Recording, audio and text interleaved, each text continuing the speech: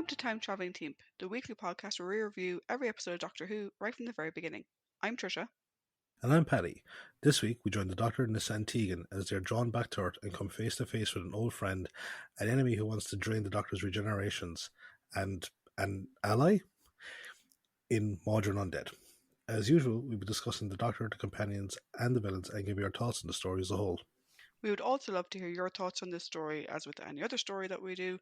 So to join the discussion, you can check us out at Time Team. That is TIMETEAMP on Facebook, X, or Instagram.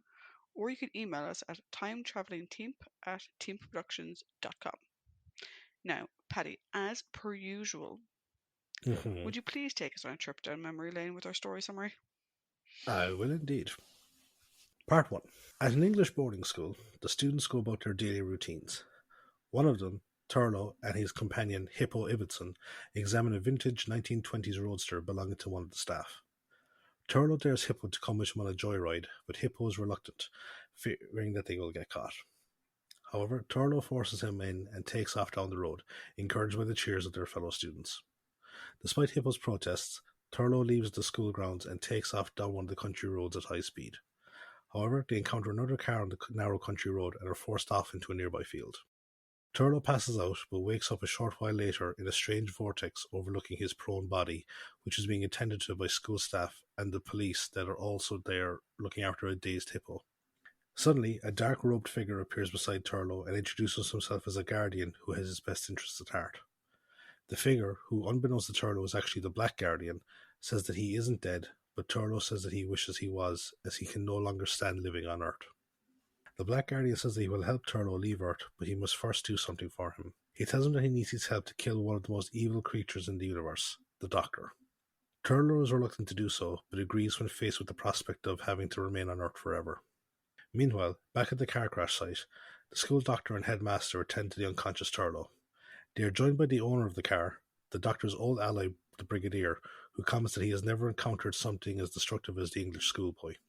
Suddenly, Turlough wakes up in a panic, but the Brigadier reassures him that he is alright. On the TARDIS, Tegan asks the Doctor if she is finally free of the Mara, saying that she is still suffering bad dreams. The Doctor reassures her that it is her mind's way of coping with the trauma that she experienced. He explains that the only way for the Mara to be fully destroyed was when it was crossing over from the void into the physical world, but it is now gone forever. Nissa joins them as Tegan asks to be taken to Earth so she can be surrounded by something familiar to help her recover. Suddenly the TARDIS momentarily powers down, throwing them to the floor. The Doctor goes to the console and says that they've encountered a warp ellipse cutout, which can only occur in the orbit of something at a fixed point in both space and time. Nissa says the odds of that are nearly impossible. Tegan asks if the ship has broken down again, and Nissa asks if they are okay.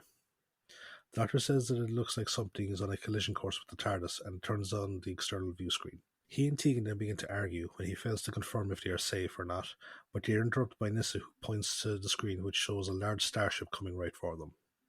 The Doctor goes back to the console and manages to dematerialize in time before rematerializing somewhere on the starship. They exit the TARDIS and take a look around and find themselves in a series of opulent rooms with no sign of any crew or passengers.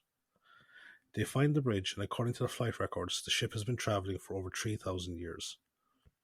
Nissa spots a transmat platform, and the Doctor says the records indicate that it was last used 6 years before their arrival, with its destination being Earth.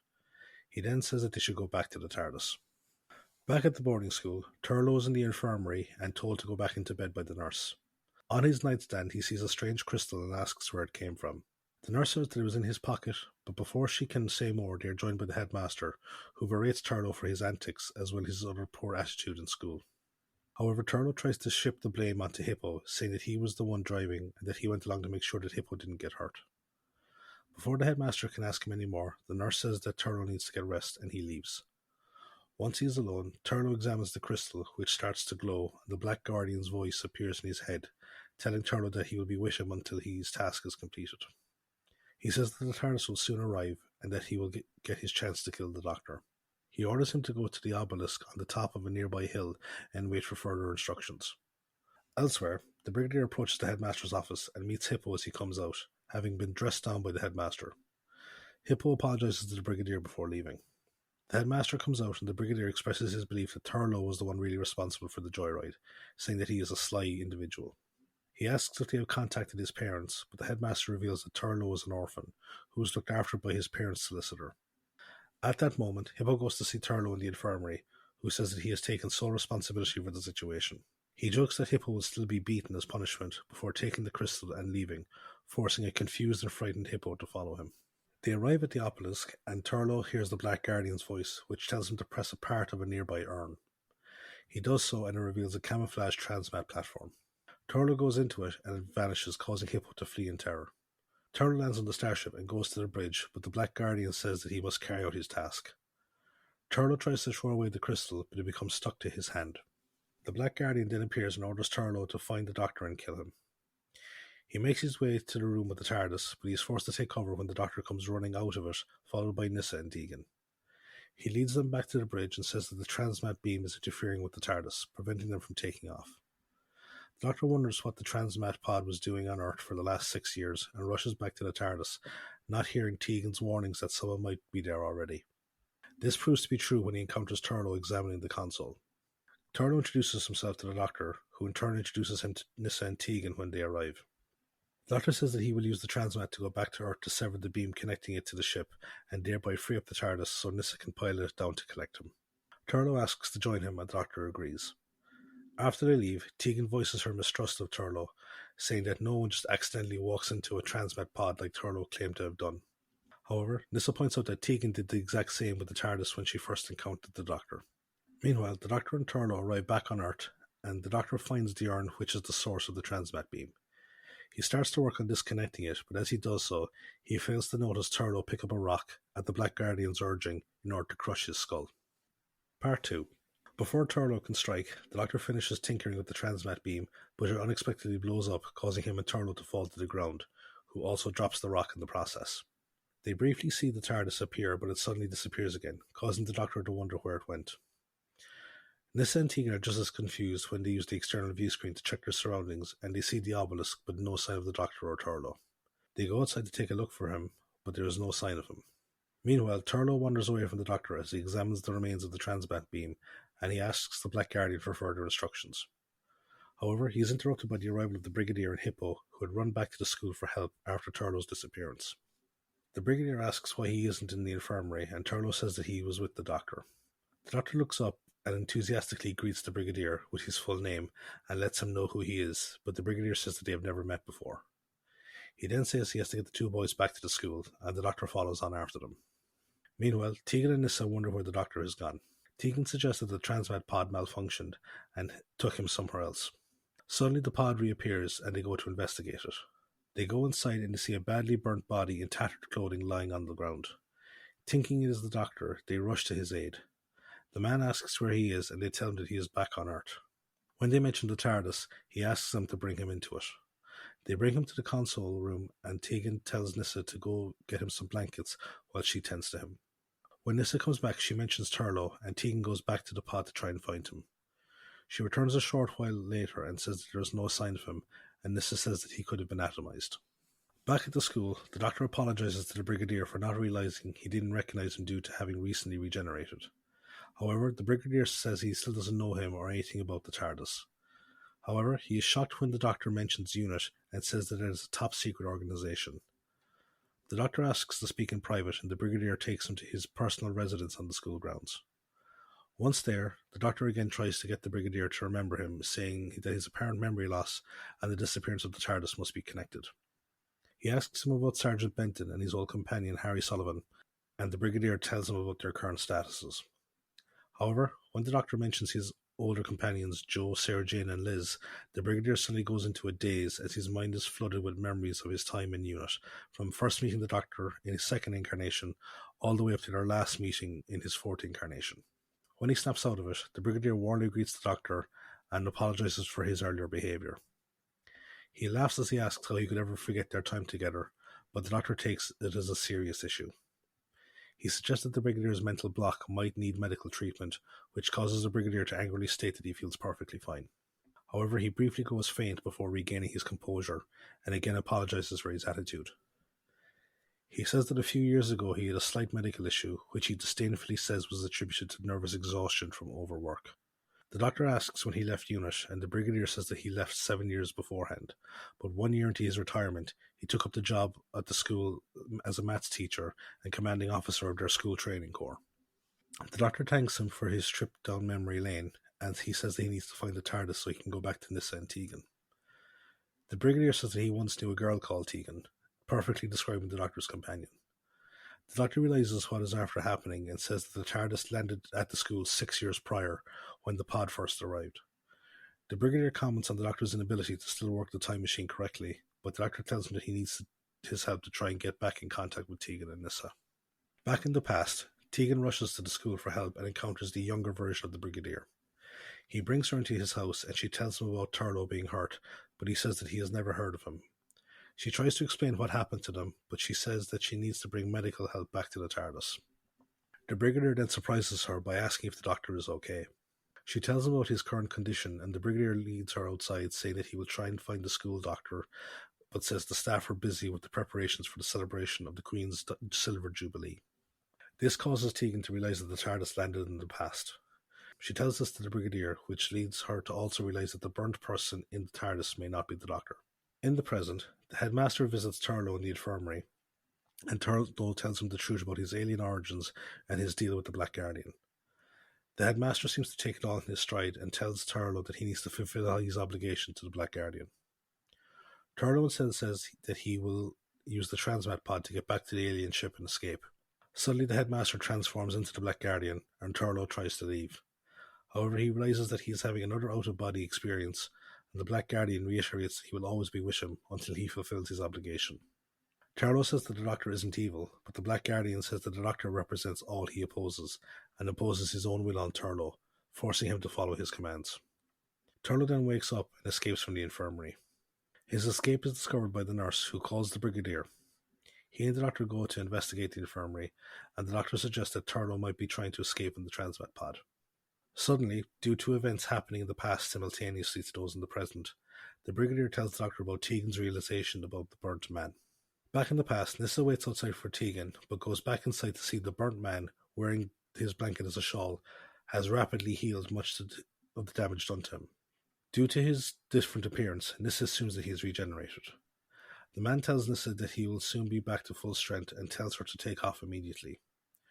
She refuses to leave without Tegan and goes outside to wait for her. After she leaves, the man, who calls himself Mawdryn, says that he will have his revenge against the Time Lords after they abandoned his people to an eternity of suffering by becoming a Time Lord himself. Outside, Nyssa is joined by Tegan and the Brigadier. Tegan tells her about her suspicions, but Nyssa says that he is the Doctor and has just regenerated. The Brigadier mentions his own experiences with the Doctor's regenerations and leads them both into the TARDIS. Inside they see Mawdryn, wearing one of the Doctor's old coats, but he is now rapidly aged, with his exposed brain pulsating, which causes Nyssa and Tegan to scream. Part 3. In the present, the Doctor says that unlocking the Brigadier's memory is the key to unravelling the mystery of the transmat pod and getting back the TARDIS. The Brigadier expresses concern about being made to remember this, but the Doctor says that he needs his help to save Nyssa and Tegan. He then notices the Black Guardian's crystal and takes it with him as he says they need to stop Turlough from activating the transmat pod again. Back in the past, Tegan confronts Mawdryn with her belief that he isn't the Doctor, citing his alien appearance. Mawdryn says that she has no understanding of how regeneration works, and says that the transmat pod caused a mutation to occur during the process. Tegan asks if it is true, and Nyssa says it is possible, and the Brigadier concurs, remembering the different processes for the Doctor's previous regenerations. Mawdryn says that they need to get back to the ship, as it will have a lab that help restore him to his normal appearance. Nyssa says that they can't leave without seeing what happened to Turlough.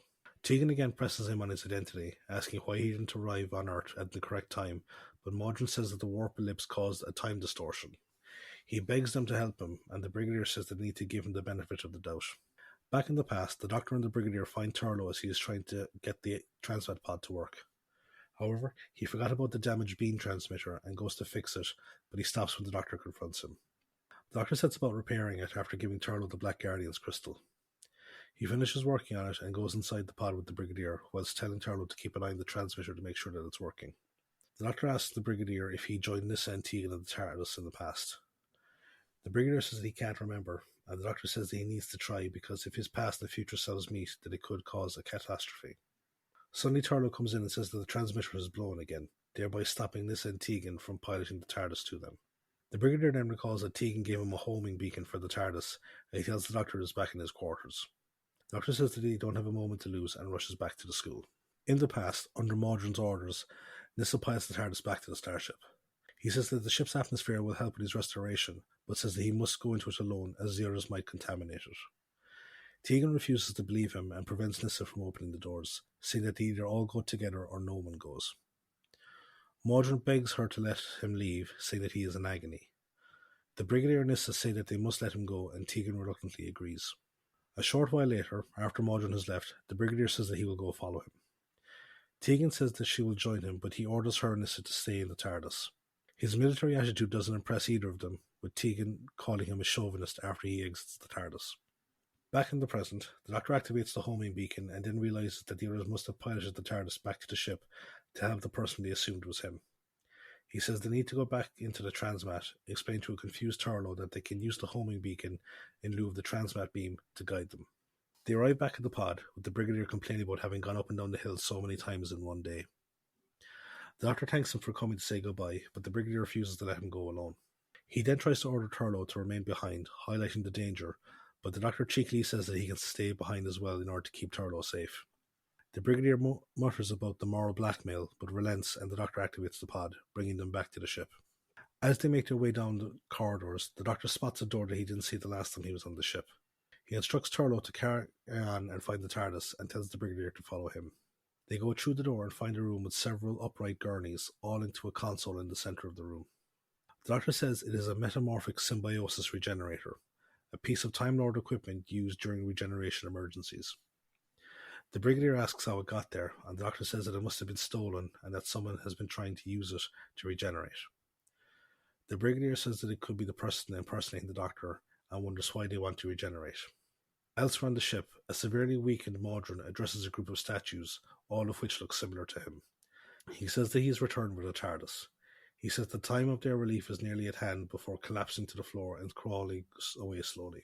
A short while later, Turlough enters the room with the statues, and one of them comes alive in the form of the Black Guardian.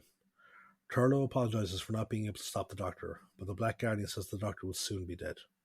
He then instructs Turlough to touch the statue that he is currently residing in, and when he does so, it opens a door to a secret chamber containing a group of comatose aliens, all of which look like Mawdryn.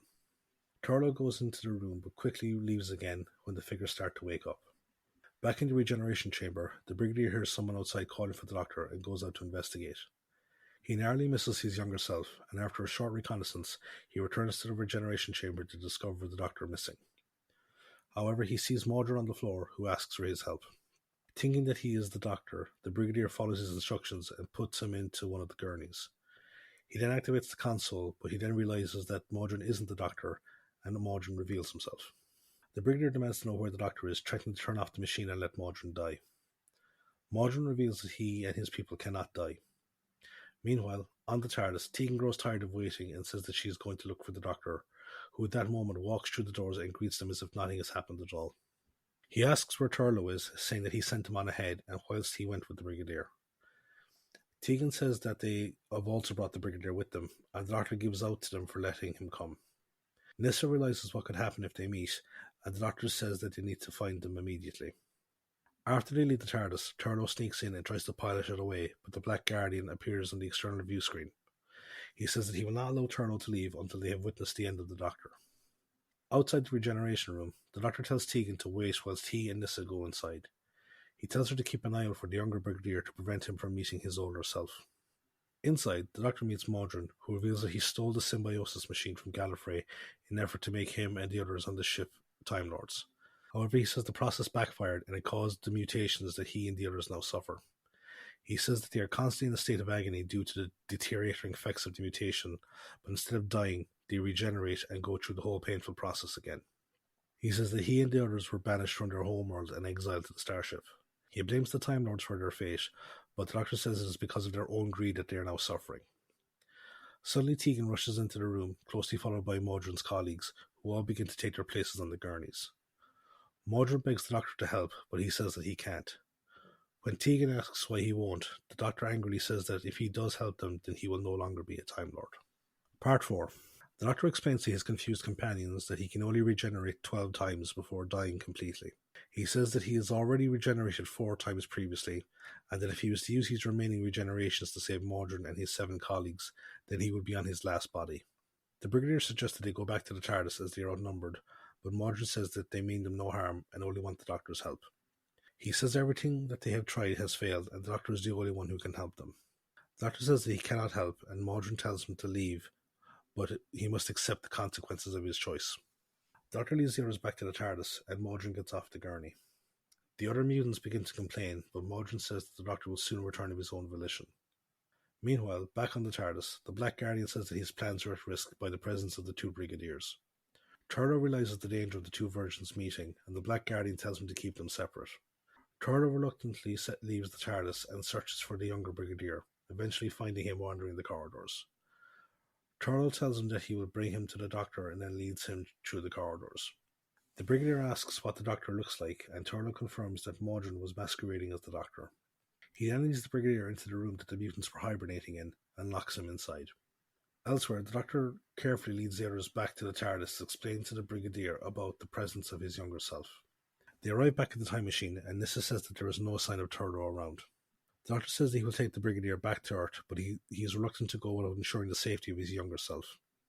Nyssa interrupts them by pointing to the external view screen, which shows Turlough approaching, and the Doctor goes out to meet him. He tells him that he will take the older Brigadier back to his own time, and instructs Turlough to find the younger one and take him to the transmat pod, which he has reprogrammed to land in the centre of the TARDIS, but not to let him out until the Doctor comes to collect them. However, shortly after the TARDIS leaves, Nyssa and Tegan begin to feel nauseous and start to age and decay rapidly. The Brigadier says that it looks like what happened to Mawdryn, and the Doctor realises that they have been contaminated and that the only way to save them is to go back to Mawdryn's ship. They arrive back and see that the effects of the mutation have reversed.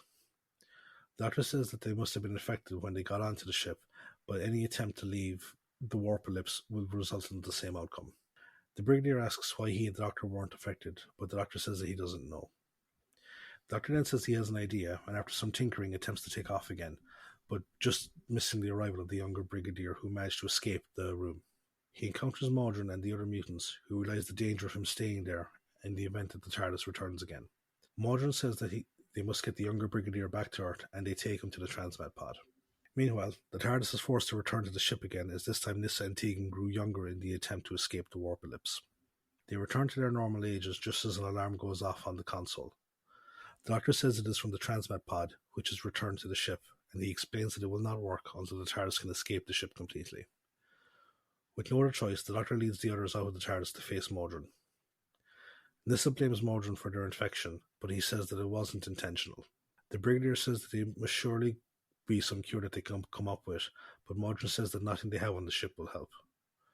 With no other choice and the coaxing of his companions, the Doctor tells Mawdryn to bring him to the regeneration chamber. Elsewhere in the ship, the Black Guardian berates Turlough for not having sent the younger Brigadier away. He tells him to ensure that they are kept apart and threatens to kill Turlough if he fails again. In the regeneration chamber, the Doctor prepares the machinery and tells the Brigadier how to operate it. The Brigadier activates it and begins to count down the regeneration energy transfer. Suddenly the younger Brigadier appears, having left the transmat pod after removing the TARDIS homing beacon from it. The Doctor tells him to leave, but it is too late, as the older Brigadier says that he remembers everything before reaching out to his younger self. The two touch hands and there is suddenly a blast of energy. Mawdryn and the other mutants go into comas whilst the Doctor helps Tegan and Nyssa off their gurneys. After checking to make sure both the Brigadiers are alright, he helps the older one back to his feet and tells Nyssa to bring him to the TARDIS but to keep him confined until he calls for them. After they leave, the Brigadier says that they are lucky the Brigadiers touched when they did, as the feedback pulse caused by their temporal energies surrounding them both acted as a substitute for the regeneration energy. He reveals that she and Nyssa were cured, but the mutants have died, which he says is all that they wanted.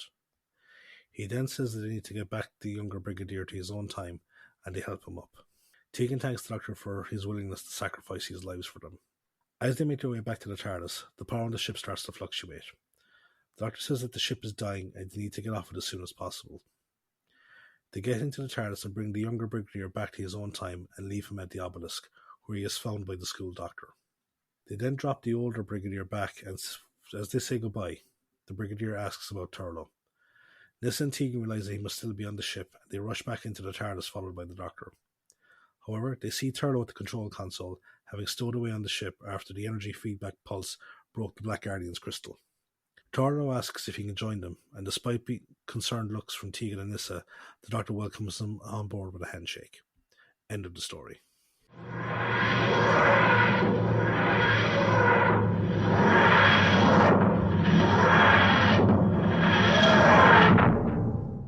So now that we have wrapped up both timelines in one neat little confusing bow, we'll go to the one spot where we know everything is just standard, which is the trivia spot. So, what have you got for us this week?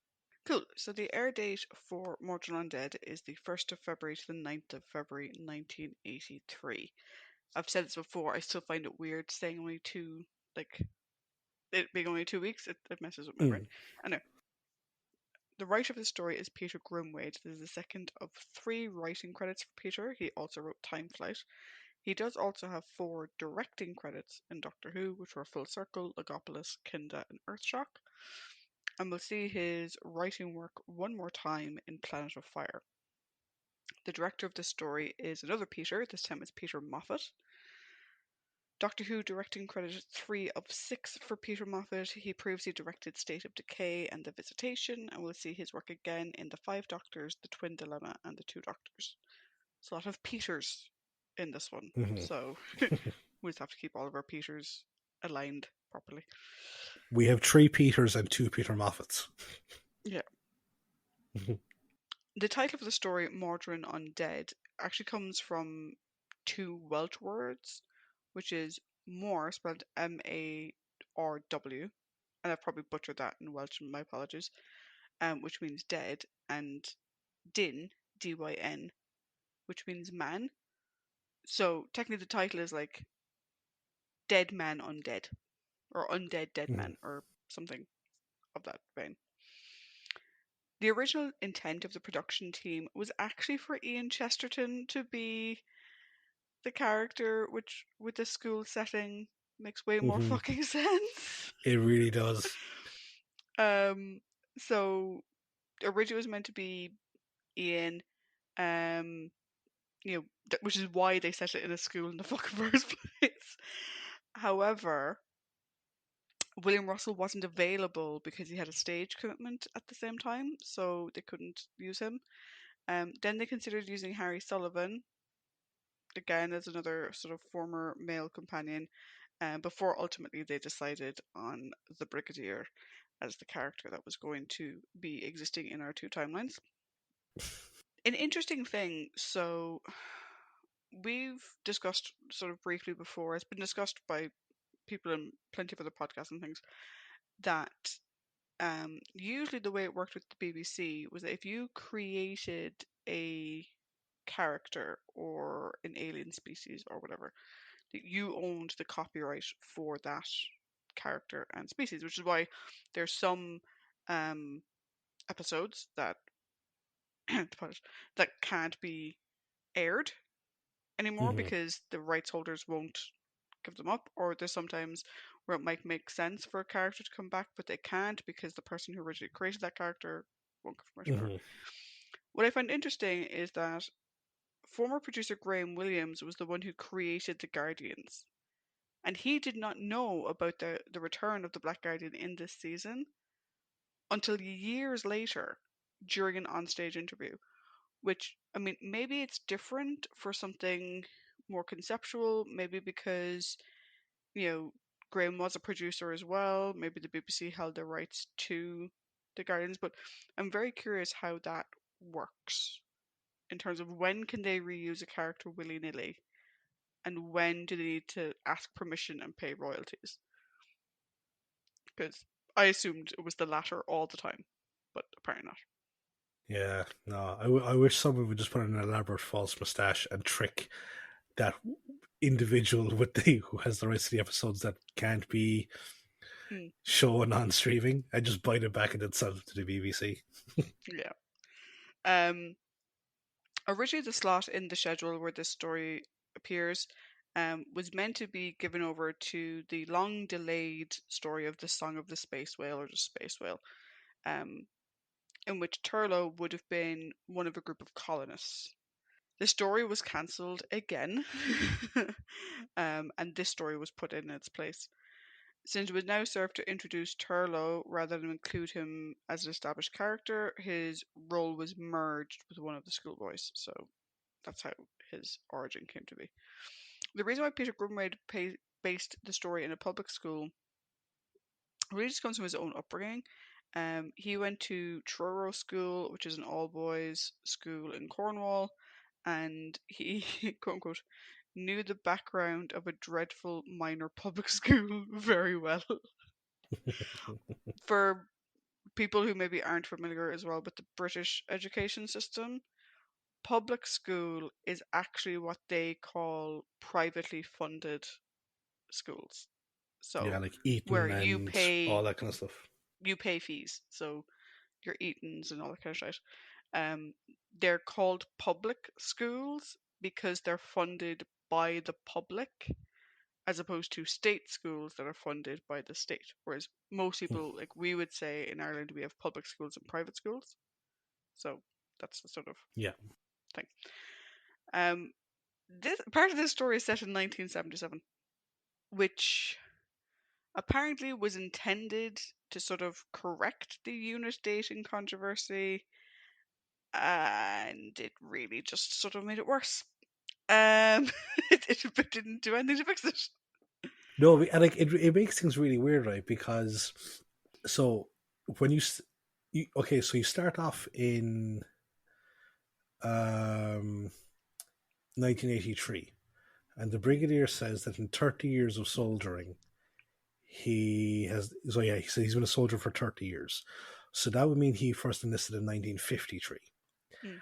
And later on, you're told that in the story Twice Upon a Time that like we meet the brigadier's grandfather, Mm. but like that guy's still very young, and so I can imagine that that kind of really fucks with it, because surely then wouldn't he be his dad, because Yeah, because he's not old enough to be a granddad.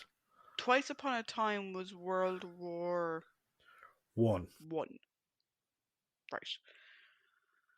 And that guy was his grandfather. Now, maybe he had kids young. So, I mean, he was played by Mark Gatiss, right? Yeah. In that one, and Mark Gatiss is in his 50s, late 40s. Sorry, Mark Gatiss, I don't know how old you are. So he could have had a son who was 20 in World War One, who could have then had Alistair a few years later. So say, you know, mid to late 1920s, and then by the time of like the Korean War, which is really ironic because I was just saying to Paddy that I'm Yeah. rewatching that at the moment. Then you have Alistair. Um, he wouldn't have been enlisted. He would have been obviously he's a but going to army college or whatever. So it does work, but not really. I mean, if you think about it, like yeah. Sorry, go on. Mark Atis is 57, so he would have been about 52.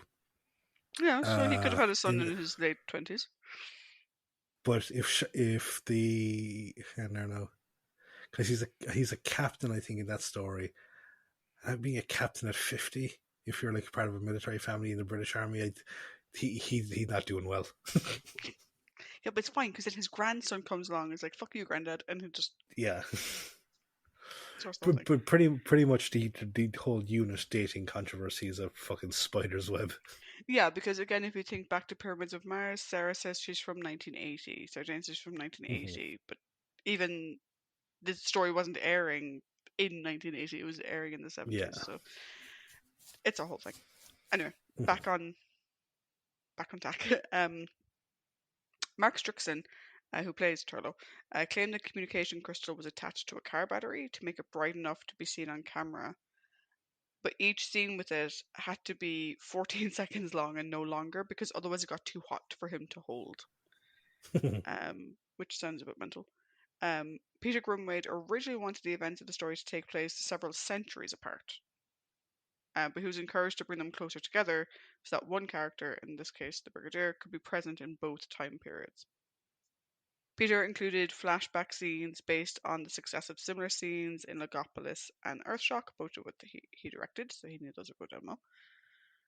In terms of the way Mawdryn was presented in his sort of slowly regenerating, Mm. like, ick presentation.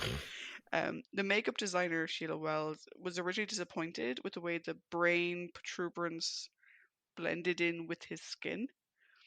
And so when working it out, the costume designer Amy Roberts hid the join by adding the metal headband that they wear Mm-hmm. to make it a bit more, natural, and Mm-hmm. not quite as weird. This is a baffling script in some ways. Do you know there's, we were saying forwards in time, backwards in time, up the hill, down the hill, into the TARDIS, into the pod, onto the ship, blah, blah, blah. Nick Courtney said he was completely baffled by it. And Peter Davison thought there was loads of plot holes. And he was amazed the audience didn't notice or didn't call them out. Will we Um, discuss those plot holes? Stay we tuned to find out. we may do, yeah. Well, who knows? Maybe he knew ones that we didn't. Apparently, he claimed it taught him a lesson about plots in general, and maybe how many holes you can have before your plot becomes a colander. Um, David Collins was cast as Mawdryn. Apparently, it's due to his physical resemblance to Peter Davison. I'm going to talk more about that a bit later on. Um, so there's a scene in part 4 that you described where we have a regressed to children version of Nissa and Tegan. They were played by Lucy Baker and Cyan Pattenden, respectively. They have no credits. They weren't credited on screen or in Radio Times, despite the fact they both have dialogue, which for people with dialogue to go uncredited is very rare. And if I was them, I'd be demanding my credits because, like, I mean, that's the whole thing. Like, if you're, I mean, again, I'm not an expert in this area, and if you are, then do please contact us and let us know. But like, if you're an extra, you get paid a set amount. If you're a named or prominent character, you get paid a little bit more. If you speak, you get paid more again, and that's sort of the way the sort of hierarchy of ranking works. And so if you're an extra and you speak, you also get a couple of extra. Do you know what I mean? So they were playing Nissa and Tegan, and they spoke out loud. Why no credits? Not really fair. No. But let's go on to our cast who is credited. So, returning as Brigadier Alistair Gordon Lethbridge Stewart, we have the wonderful Nicholas Courtney. This is story many of many. Right? I'm not going to list them all out, right? Many of many for Nicholas, and story many of many for Nicholas specifically as Alistair. Um, Mm-hmm. and this is not his last. We'll see Nicholas twice more in Doctor Who, once in The Five Doctors and again in Battlefield, and then we'll see him once more in the Sarah Jane Adventures, Enemy of the Bane. Interestingly, Peter Davison and Nick Courtney did previously appear together in the show All Creatures, Great and Small, in an episode called Matters of Life and Death, which I think is a weirdly sort of coincidental title to this one. Mm-hmm. Mawdryn is played by David Collins, like I mentioned. This is the final of 3 on screen Doctor Who appearances for David. We previously saw him as Vorus in Revenge of the Cybermen, and then as Paul in Robots of Death. The Black Guardian, we see the return of Valentine Dial, I can't remember how I said his name last time. I probably butchered it then as well. This is Doctor Who credit 204 for Valentine. We previously saw him in The Armageddon Factor, and we'll see him again in Terminus and Enlightenment.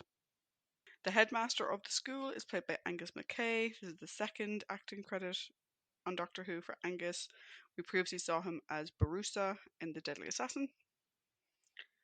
As Hippo Ibbotson, We have Stephen Garlick. This is the only Doctor Who acting credit for Stephen. However, he does have some non-Who credits, including Look and Read, Scrooge, Two People, The Tomorrow People, and The Dark Crystal. Mm. Lastly, as Whistler Turlough, we have Mark Strickson. This is the first Doctor Who acting credit from Mark. I will discuss him more next week when he's sort of a bit more um, companion-y as is Yeah, gone. I left out his first name because apparently you don't actually find out his first name until near the end of his run. So that's why I just introduced him as Turlo. Oh, his name is Whistler, apparently, or Whistler. Yes, I don't know. I've Vislor. never heard his first name pronounced. So Yeah, it's Vislor Turlo. cool.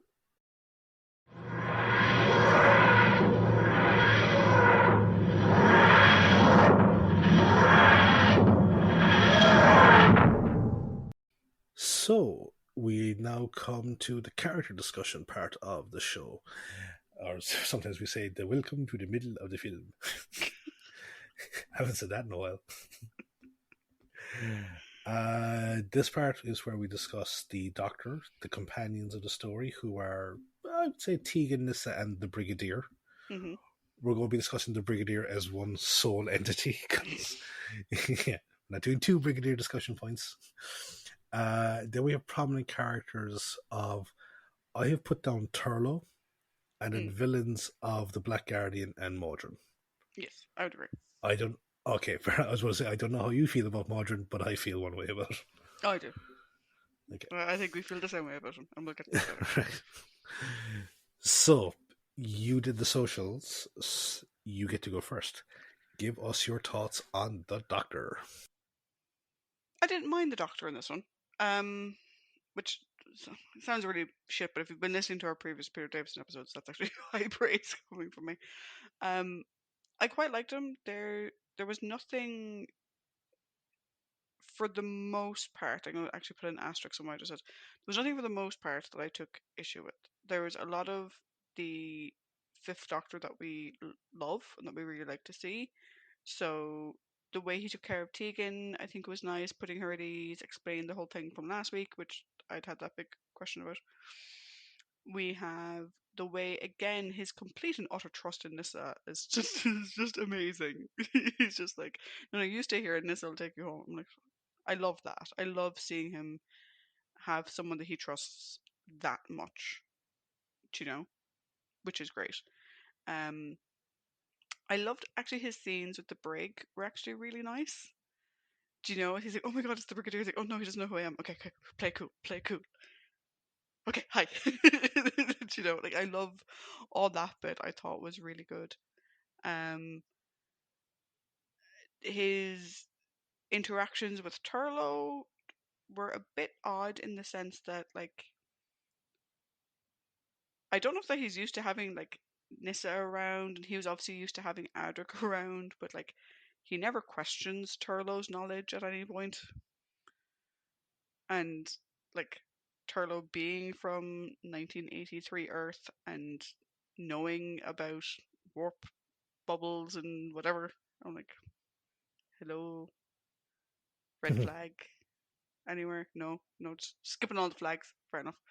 Um, and like the way he was at the break, where he was like obviously trying to keep the brig safe. He's like, no, you should stay here. He's like, no, I'm going with you, but Turlo should stay here. He's like, oh well, if Turlo's going to stay, then you really should stay to take care of him, shouldn't you? And like the brig just reacted like, oh, for fuck's sake, which I thought was really good. The bits that I sort of struggled with a little bit was actually his whole thing with Mawdryn and the situation that he was put in. Because, like, full disclosure, the situation he was in was shit. Mhm. Was absolutely shit. Because it's basically suicide. If he helps these people, it is suicide. And, you know, I think there's an interesting conversation to be had around, is it selfish of him to choose not to help them? To prolong their unending suffering when all they want to do is die. That's all they want. But he says no. That it would mean that he's not a Time Lord anymore. He only lives one life. And, there is a question around, is that selfish? Do you know? Mhm. Um, Mhm. He could live one very full life. They're living unending misery, you know. And the fact that he's not willing to even consider it, he doesn't even try to find an alternative way to help them. He's just like, no, I can't do it. So I think there is an interesting question to be had on that we can maybe talk about in a bit, because I'm curious to see what your thoughts on that. But the bit that actually got me, and again, full disclosure, this could be me and my slighted version to this version of the Doctor, right? So take it in stride. If the Brigadier wasn't there, would the Doctor have given up his regeneration to save Nyssa and Tegan? Because by the look on his face, I don't think he fucking would have. Mm. I thought there was something about that interaction and Tegan thanking him later. And I was like, you're thanking him. And this was my read of it, right? So I'm going to be very curious what you saw. But my read of it was, you're thanking him for being backed into a corner Yeah. by a man that he really respects. If the Brigadier wasn't there, would he have just left the girls on the ship and left? I don't know. But there's a couple of looks that Peter gave that I'm like, ooh, interesting Dark Doctor eyes there for a Mm. second. So yes, like I up until that part, I really enjoyed him. I thought again his dynamics with everyone in the story were really good. Mm-hmm. He worked really well with the Brigadier. Even like him and Turlough got along quite well. Again, huge red flags that he was just ignoring, but I think he misses Adric. Um, Mm. not that you'd know it, but I think he does. Um, so yeah, it's just that I have a huge question mark around the sacrifice that he was Yeah. willing to make. How about you? Um, I actually disagree with you on this. I think he's a fucking prick for the majority of this story. Okay. Yeah, because so it starts off. Now, this was my read of it, Hmm. in the sense of when Tegan comes out, she's clearly suffering PTSD. Hmm. But the way he's like Tegan, Tegan, Tegan. It's like he's chiding her for feeling the way that she's feeling. Hmm. Like you could kind of like, and then he comes up and he's like going like it's just your mind's way of coping with it and all this kind of stuff. But it's like you sound as if you're so fucked off with actually saying this to her so many times. Hmm. Like you just sound exasperated with it. Um, and then later on, when and I think this is like part of the like I'll say it here now, okay? I think Peter Grimwade is a good director. Hmm. I think he is a bad writer because what was the other story that he did? Time Flight. He did. Oh yeah. Oh Yeah, no, he did. No, he also wrote Time Flies. Yeah. yeah.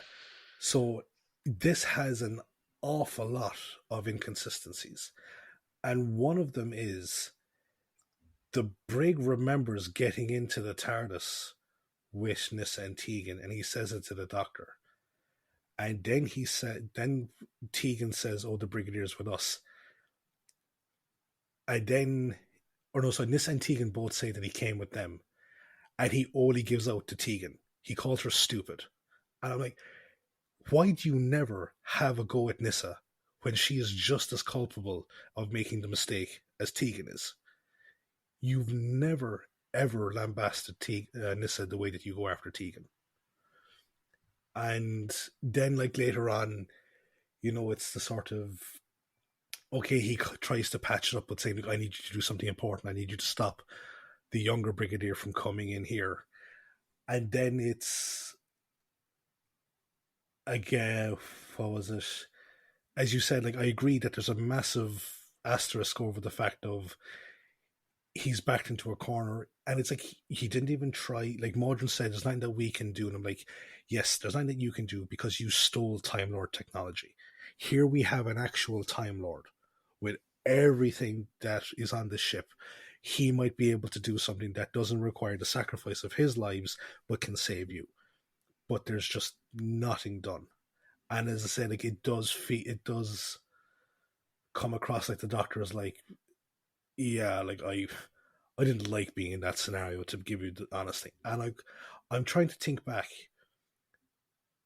and I've been thinking back over Peter's run so far, and I don't see any of the warmth with his companions that Tom would have had with his, or John, or Patrick, or Bill had with theirs. Hmm. And I know that I said like we had a good, like he had a good run last week because it seemed like he was caring about Tegan. But I also remember said that like, he was using her as essentially as a tool to try and get out the Mara. And it's like I just had this thing. I don't get any warmth or connection, even with Nissa. I don't get any of that same cuddly vibe with Hmm. Peter or with any of his companions. And the only time that he seems happy in this story, or where he seems nice, is when he's actually dealing with the Brigadier. And like it's like that thing of where, oh, you're with your new friends, but then your old friend comes over and you're like, oh, pally pally with your old friend, and you just kind of new people, yeah, you can go entertain yourselves or whatever. And like for me, there's nothing of his normal good standout stuff that we like seeing the Doctor in terms of intelligence and problem solving. Anything, nothing for me stands out enough to cover his just poor behavior to his companions in this story. Hmm. I'm going to take what you said about the Tegan thing. 'Cause I think like the first scene with Tegan, I think I may have had a bit of rose tinted glasses from Snake Dance Mm-hmm. in terms of it's the closing off of that Yeah. situation. My thing about him calling her an idiot, because I hadn't forgotten it, I was planning on discussing it later with Tegan. I think the reason why, because I totally agree with you, he never lashes out at Nissa ever, right? Um, which I chalk up to trust, but I think the more we're going to discuss this over the episodes, I might change that, right?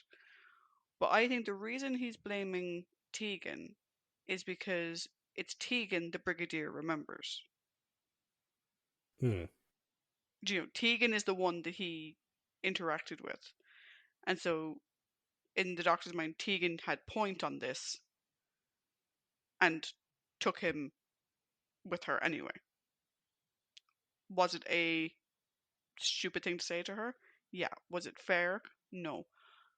Was it possibly said out of fear for this man he has known for, you know, 4 generations of his life, who, like, they don't really explain the effect that happens when you come into contact with your previous self.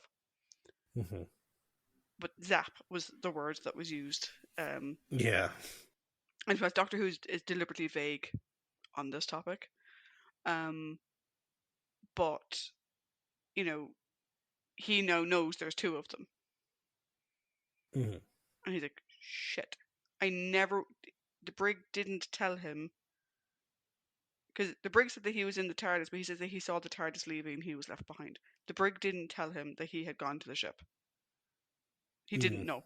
The Doctor didn't know Right. that. He only brought his brigadier because his brigadier didn't remember being there. And then suddenly Tegan saying, no, I did bring him. And he's like, what the fuck did you mean you brought him? And I think it was just frustration. I think it was directed badly at her. Totally take you on board there. Um,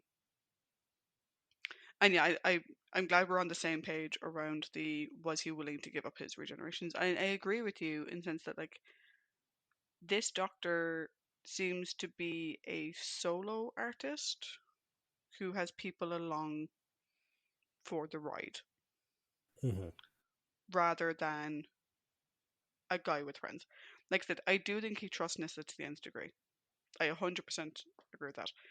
However, I think he does also treat her as a backup, a pilot, someone that he can knows will take care of the TARDIS while he's off playing cricket or doing whatever he's doing. Which is great to see that trust, him putting that trust in someone, particularly with something like the TARDIS, which he's very, very protective of in the past. But yeah, does he see them as his friends? No. Does he treat them the same way he's treated other friends in the past? Yes and no. Like, Harry Sullivan is an imbecile, comes to mind. Mm-hmm. But does he treat, and again, I'll take your point on Tegan in particular, does he treat Tegan the way he treated Barbara or Dodo or Vicky or, Liz Shaw or Joe? No, he doesn't. He supports her on occasion. He trusts her a lot on occasion, but there isn't that warm, cuddly nature to it. Mm. He's not the granddad. He's not the clown jester Chris. friend. He's not Mm-hmm. the debonair uncle. He's not the vagabond boyfriend or whatever. Mm-hmm. He doesn't have that type of relationship with them. At most, you could maybe say he has a brotherly relationship with them. Maybe. Sometimes your brothers are dickheads. I have three, so Mm-hmm. Yeah. So do Yes. you.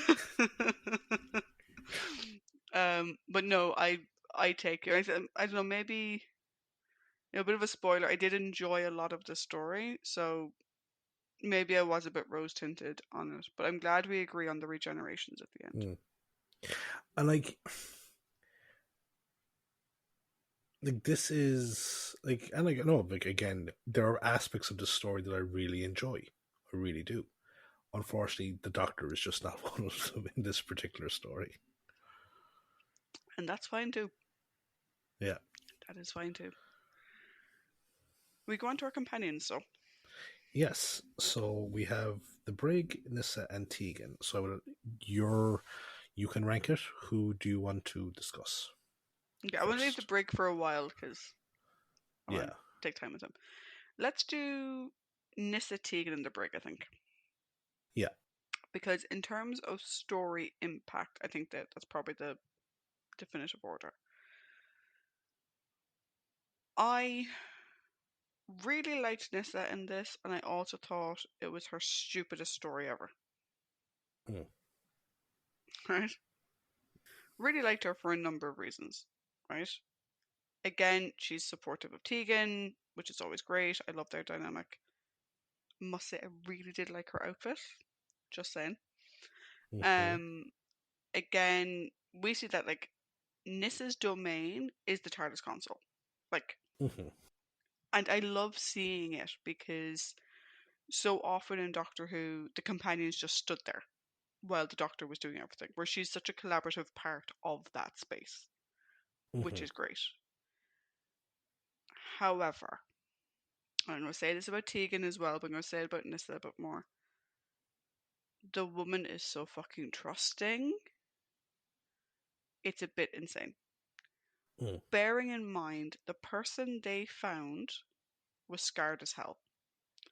And I don't care what any casting director says, that body looked nothing like Peter Davison, Mm-hmm. right? But okay, that's just, you know, suspension of disbelief. They do look alike. Whatever. Nissa, you're not that gullible, my love. Surely to Christ. Like, you're an intelligent woman who has seen someone take on the guise of someone else, and that someone wasn't nice, and the guise he took on was the guise of your fucking dad, and like she just seems to be so easily taken in. Now, part Mm-hmm. of that could just be panic that, like, you know, she's hoping against hope that this is the Doctor, because if it isn't, then where the fuck is he, right? But I think it's probably her most naive we've seen her since her first story. Mm. And in terms of Nissa being super intelligent and whatever, it's like, hmm, really? Um, I also would have wanted to see more of Nissa trying to solve Mawdryn's problem. Mm-hmm. Again, we get the Brigadier kind of guilting, from our perspective, the Doctor into doing anything. But I would have expected Nissa, particularly the Nissa who is trusted with the TARDIS, who understands a certain amount of time and technology, to be sort of fighting for why we need to help them somehow. We need to find a way, and she doesn't. And I didn't particularly like that. I thought she would have at this Mm. point in her development. Um, Also, it's just me, or is she a bit jealous of Turlo? It's just Mitch. Maybe. um, but yeah, so again, like Nissa and Tegan together are great. Again, Nissa's being trusted by the Doctor is always great to see. Nissa owning that TARDIS console is great. Um, it's funny seeing her with the Brigadier, because obviously not only is she young, but she's also from a different planet, and so there's this sort of interesting interaction there. Yeah. But once they were all back together again and the quote unquote plot was Mordrin's plot was unveiled, I would have wanted to see Nissa sort of wanting to explore the machine, wanting to find a way to help. Mm. And I was a bit annoyed that she didn't. How about you? Um. So two things. One, because I'll probably say it a couple of times throughout the pod, and there's no point leaving it to the overall. But so I have, as I said before, I generally tend to watch the stories twice. Mm, Once as I'm doing writing up the summary, and then I watch it again because doing it over the course of 4 days, sometimes I miss important moments in mm, terms of if I'm trying to write down all my recollections for the characters. Um, on the fourth day, so I watched it twice, and I was watching it for the second time, and I just at one point I was like, "Would someone, for the love of fucking God, ask him a question only the Doctor would know?" Because he's heard all your names because you've been speaking to each other. So it's very easy for someone who knows about Time Lords to talk about regenerations and all this type of jazz, and then parrot back names that they've heard. If you're skeptical, ask him about Adric. Ask him about the Master. Ask him about the Mara. Ask the Brigadier. Ask him about Unit. Ask him about whatever. Like, because the younger version obviously has all his memories intact. mm. So, someone, for the love of God, just ask him a fucking question. On to Nissa specifically, I got big Sigourney Weaver and Galaxy Quest vibes from her this week. Because it's like it's my job to ask the computer the question that someone has just asked me, and unfortunately, like, I agree with you that I wanted more from Nissa, and again I think that this is an issue for um the writing, the the ability of writers in this era to do a more than two companion TARDIS, Mm. because Turlo gets brought in and Turlo has his side story and it's fine. But then the Brigadiers are brought in various capacities, and Tegan is the more prominent companion here. And Nissa is essentially, she's shunted to the side again just for shock reactions, piloting the TARDIS back and forth, and adding the statistical exposition scene. Like, the odds of that are several billion to one. Oh, could the regeneration be mutation? It's possible. What's this? oh, it's a warp ellipse. That's very rare. That type of thing. It's like there's nothing from what we've seen in terms of like where was she, what did we talk about where she was really good, like Earth, not Earthshock, Fort to Doomsday, Mm, or even to an extent Time Flight. Like we know that Nissa is capable of so much more, but again, she's just the person that answers the phones essentially here, and it's kind of mm, disappointing for me. yeah. This is kind of the guy in the chair. Yeah, pretty much, and it's as I said, like I know that we had to have our scenes with Turlo, and we brought back the nostalgia character with the Brigadier, and it was great seeing the Brigadier. Like I love the Brig, but again, it just sacrificed the agency of a character that we know is capable of so much more. Mm, But I did love her and Tegan's whole kind of like sisters together type thing, where they're like both rolling their eyes at the Brig or the Doctor, or both like sharing those like kind of are they fucking serious glances when they're talking about Turlo type thing. So mm, like their relationship is great as always. yeah, I agree. So now we move on to Tegan, or as the school students of 1977 call her, Switswoo. I think this is really good for Tegan. And his Mm, back-to-back stories. Now, obviously, Tegan herself didn't do a lot in Snake Dance, but it was a good mhm, Tegan focus story. I think it's a very strong Tegan story in a similar vein to Castrovalva, mhm, in the sense that it's Tegan stepping up, Tegan taking charge in many ways, Tegan putting her foot down where she needs to, um, but also being the team player where required. Um, I do think like having the follow up to the Mara be her first scene with the Doctor, I think is a bit weird and it does feel a bit tacked on, particularly because she's wearing the same clothes. mm, So she says I'm still having nightmares, but like from a TV continuity perspective, she's wearing the same clothes. So how long has it been? mm, I say as I'm sat wearing the same jumper I wore yesterday and the day before. But um, that scene, you and I were different takes on that a mhm, little bit. Um, mhm, I appreciate the fact that Tegan was like, can I go back to Earth for a while?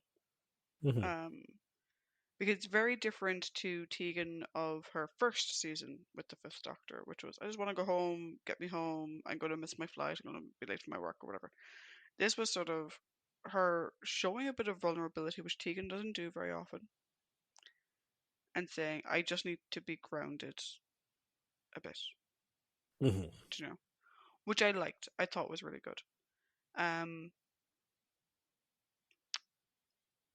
the whole thing with Tegan and the body and thinking it's the Doctor, it's very similar to Nissa in that respect for the initial reaction of that looks nothing like him. Why do you think that is him? You've absolutely no proof that's him. Where are you getting this information from? Um, but what I like is obviously later on she pays attention. She's like, he's being fucking weird. Now I do agree with you. Just ask him a question, Tegan. Like, she's trying to show Nessa, like, hey, let's not just trust what we want it to be true. Let's, whatever, you know, like, if we're two truths and a lie, Tegan, or something. Like, do mhm. you know what I mean? Yeah. What conversation did we have this morning? Um, where am I from? What's my last name? You know, any number of things she could have asked him. But I like the way she stands up to both Nissa and the Brig. And she stands there and says, I don't agree. I think this is bullshit. she concedes to the fact that she's in the minority, and they make their decision. She's like, remember, you can tell by the look on her face. She's like, if this all goes tits up, do not fucking come and blame me because it's not my fucking fault. Mm. I warned you or whatever. But also, she doesn't gloat about it. She has that look on her face of, if this goes wrong, it's your fault, not mine. But she doesn't come back later on and be like, I fucking told you. Why Mm-hmm. did, like, there's no like, why didn't you listen to me? There's no whininess in it. She was firm. She stood her ground. She was outvoted. Fair enough. Grand.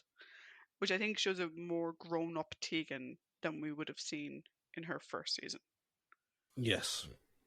Um, her scenes at the brig I quite like because I don't think she knows what to do with him. Mm-hmm. Do you know? Because he's so polite, but also so condescending and chauvinistic. And I mean, that just is the way the brig is. Do you know? He was like that in the John Pertwee run. We spoke about it specifically in, was it the Invasion, where he was like that as well. He's Mm-hmm. old school, which he thinks is chivalrous, and it comes across as chauvinistic, right? That just is what it is. Um, so it's funny to see like these sort of this modern girl sort of stood next to him going, mm-hmm, mm-hmm. And you could tell she's like, sure, granddad. Just like, Mm-hmm. oh, you used to travel with him. Oh, good for you. Isn't that great? Well, in this day and age, we do that type of thing, like, Uh, it's funny the way you're acting there because we're going to have this conversation with another character you love down the line, and your attitude is very in the reverse. shush. um, but no, but as in like the way she deals with Yeah. him, I think is Mm-hmm. perfect. She doesn't get Mm-hmm. angry and belligerent or whatever. She sort of recognizes that, like, okay, this man has his notions. Let him do what he needs to do. But then she doesn't kowtow either, in the Mm-hmm. sense that, like, she'll still do her own thing if she wants to. Do you know? Like, Yeah. she's not above going off herself and doing whatever she needs to do, which I quite liked. Um, I think at the end, she saw in the doctor what she wanted to see. Mm. And given that Tegan isn't the scientist in this group, Yeah. again, similar to how I would expected Nissa to say more as a scientist on we can help them, I would expected Tegan to say more as a humanitarian, we need to find a way to help them. Mm-hmm. Do you know? And I think she gave the doctor way too much credit in thanking him. Also, she's super sussy of Turlo, Yeah. which I love. Even though, like as Nissa points out, like isn't that how you got on the TARDIS in the first place, by just walking into a strange ship? Yeah, she got into a police box after breaking down the side of the road. Hmm. He got into a weird ball thing. There's a difference, Nissa. Like, Hmm. Actually, sorry, I just realized one thing that is not commented upon at all is that um, the transmat pod is also transdimensionally engineered. mm, No one fucking comments on it whatsoever. Ugh. yeah. So I don't know. I think this is a really strong Nissa story. I did like her interactions with everybody. I like the fact that she's sussy as fuck of Turlo. Um, I like the fact that she stood her ground, but she wasn't a whiny bitch like we would have seen in season one, or like in Mhm. her first season.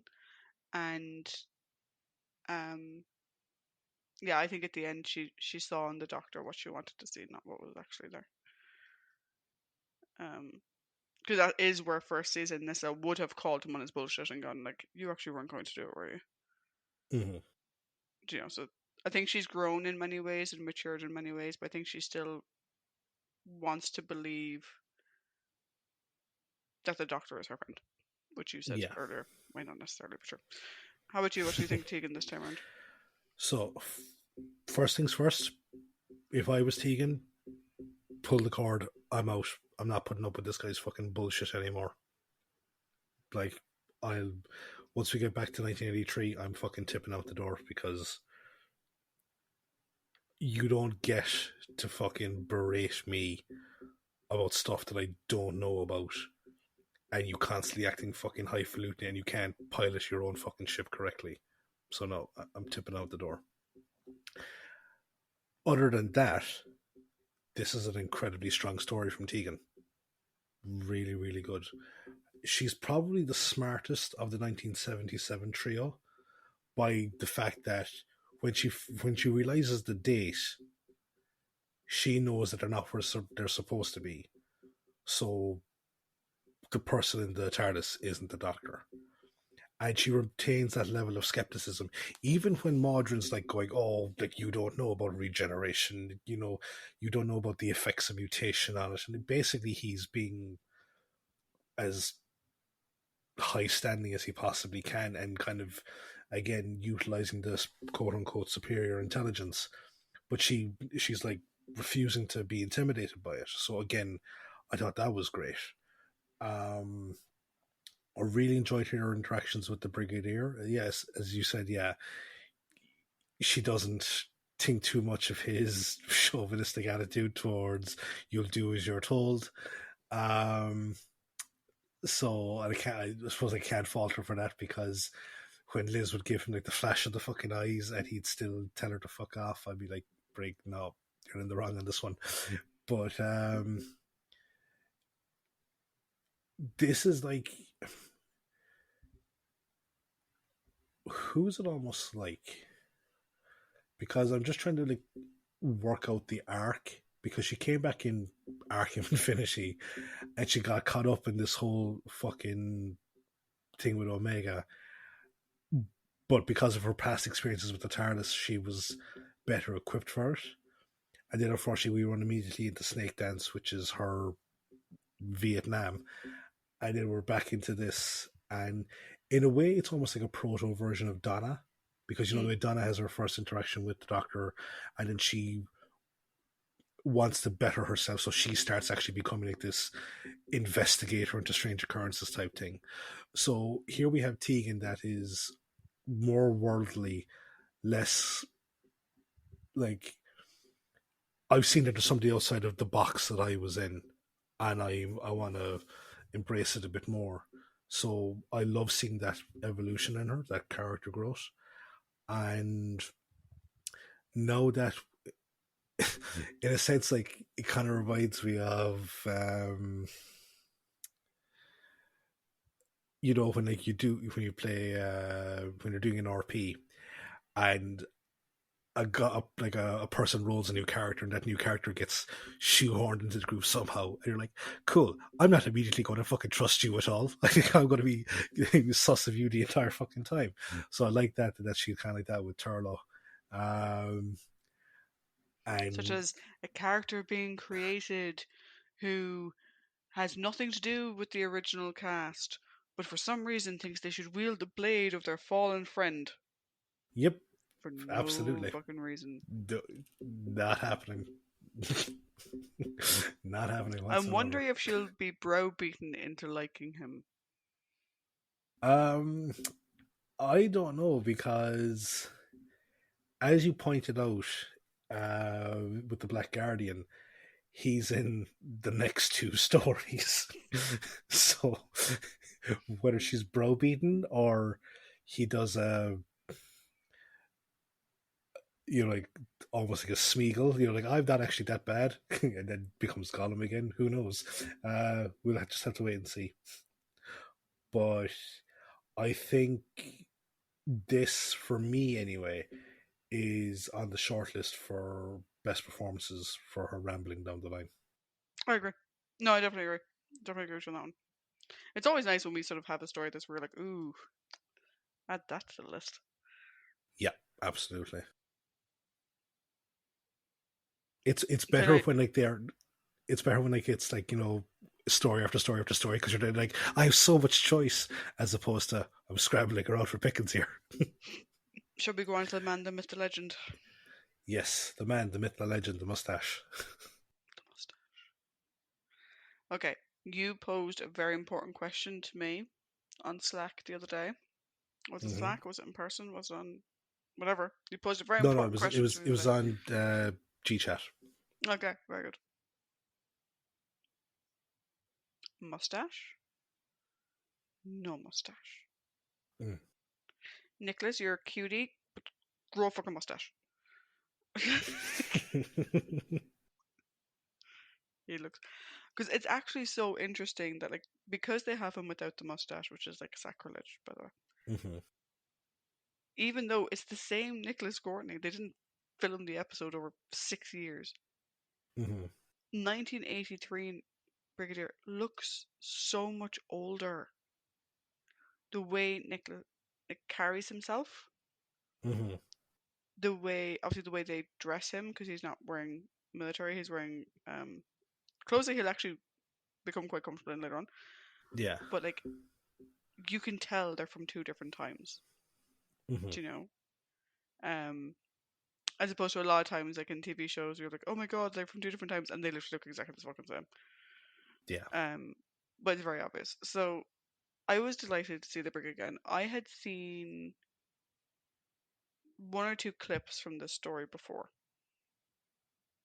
in like looking back on the Brigadier type videos and like fan videos about the Brigadier.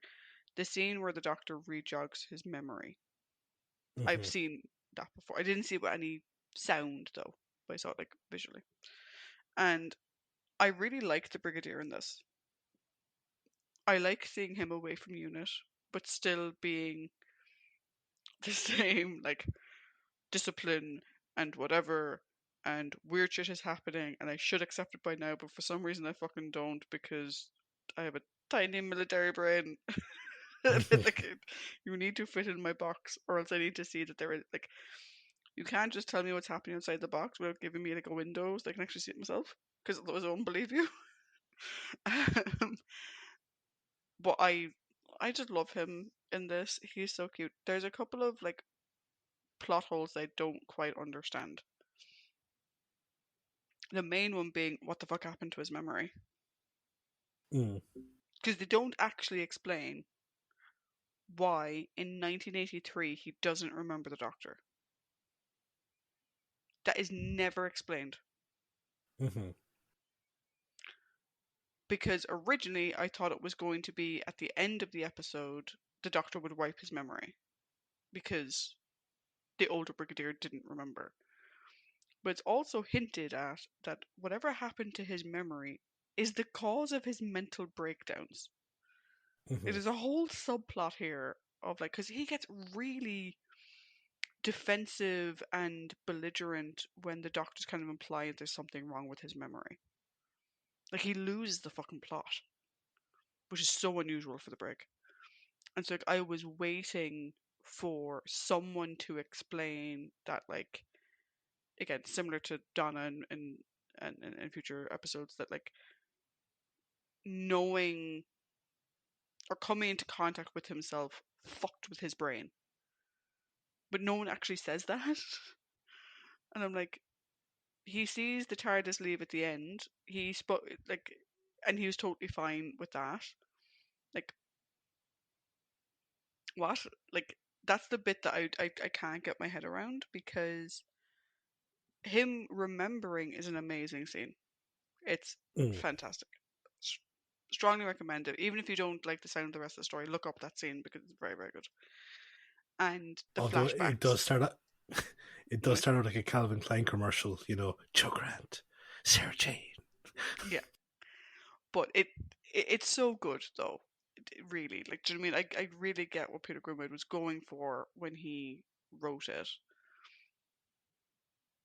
And when you have these, you know, outbursts of, you're, again, you're sort of thinking like, did they think that he had Alzheimer's or something?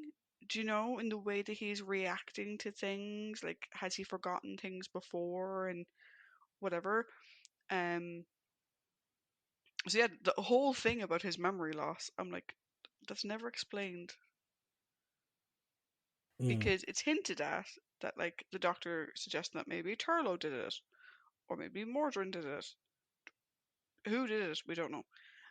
The one thing about the flashbacks that I loved the flashbacks because you get to see his view of all the different doctors, which is great. What I don't like is what triggered his memory wasn't the Yeti and it wasn't the doctor himself. It was Liz Shaw, Joe Grant, Mm-hmm. Sarah Jane. They're the ones who triggered his memory, which is very, very sweet, by the way. Mm-hmm. But they don't appear in the flashbacks. All he sees is the doctor's faces, not the women in question that sparked. So I took personal issue with that. Um, but generally speaking, for the rest of the story, it was just great to see. It's great to see the Brigadier in a different setting. Um, there's something I'll touch on in a second that pertains to the Brigadier, but it's also about the story as a whole. But I loved his interactions with Nissa and Tegan because again, flashing back to the invasion, flashing back to all the times he tried to control Sarah Jane and failed. Mm-hmm. you know, um, I love his own like natural curiosity. Like there's a bit in I think it's episode 3 or episode 4 when he's in the pod and they're like, oh no, because it was Mordrin was like, oh no, fuck off, you need to get off this fucking go in there, fucking leave. No, we're not going to hurt you. You're fine. Just fuck off. Which is hilariously funny. But he's in this again trans-dimensional thing, making no comment. He has no Mm. fucking clue how any of this works, right? But we get a little bit of an inkling that Trisha's artificially creating in her head because it's not what they did in the time. But I can play wibbly wobbly timey wimey shit with Doctor Who. Mm-hmm. We get a little bit of an inkling of the sort of science leads lesson that future iterations of Unit and his family do, in the sense that he recognizes the importance of the tracking device Mm-hmm. and he's like, cool, how the fuck do I get that? Because with that, this can't go where it needs to go and I can go find the TARDIS. I'm like, look at you. And like the minute he figured out how to get it out, he looked like so happy with himself. I'm like, oh, Petal, you tried so hard. Um, but yeah, the thing I was going to touch on, um, and I don't have experience with this. I think you perhaps have a bit more experience with this than I do. When watching this story in the modern day, there are several mentions of beatings and corporal punishment, Mm. Yep. which is weird to hear, particularly if you grew up in a time and in an area where that did not happen. Yeah. So I suppose just for people, Trish and I were the same age. We grew up 90 kilometers apart, thereabouts. Mm. She went to a school where there was no corporal punishment. I went to a school where there was. So Yeah. if we acted out or the teacher thought that we were misbehaving or whatever, we were hit either with a ruler, with a meter stick, get a slap on the wrist with a hand. So yeah. Yeah. Contrary to me, growing up, I said 90 minutes away. Um, if you got in trouble, you were literally sent out the back to clap the erasers. That was literally something you had Yeah. to do. No. Um, We had we had a teacher in secondary school who, so like this is when we were teenagers. His preferred punishment was to get two big biros, so the hexagonal type biros, put them on the ground and get the misbehaving student to kneel on them for half the class. Yeah. Kerry's a bit slow on the old getting rid of Oh no corporal punishment. because in other places in Kerry that shit wasn't allowed. Okay. I grew up. I Rathmore grew was a up. In bit it was a bit slow on yeah. the uptick. But yeah, so as well as sort of having to and but Paddy and I never forgive the Brigadier for his chauvinistic ways, by the way. Oh no, Jesus no. It's wrong and we've called it out as wrong. However, at this point it's built into his character and so we don't tend to give out about it every time it crops up. Right? Hmm. This type of corporal punishment and him being part of that system is also just something that was true of the time, which is unfortunate.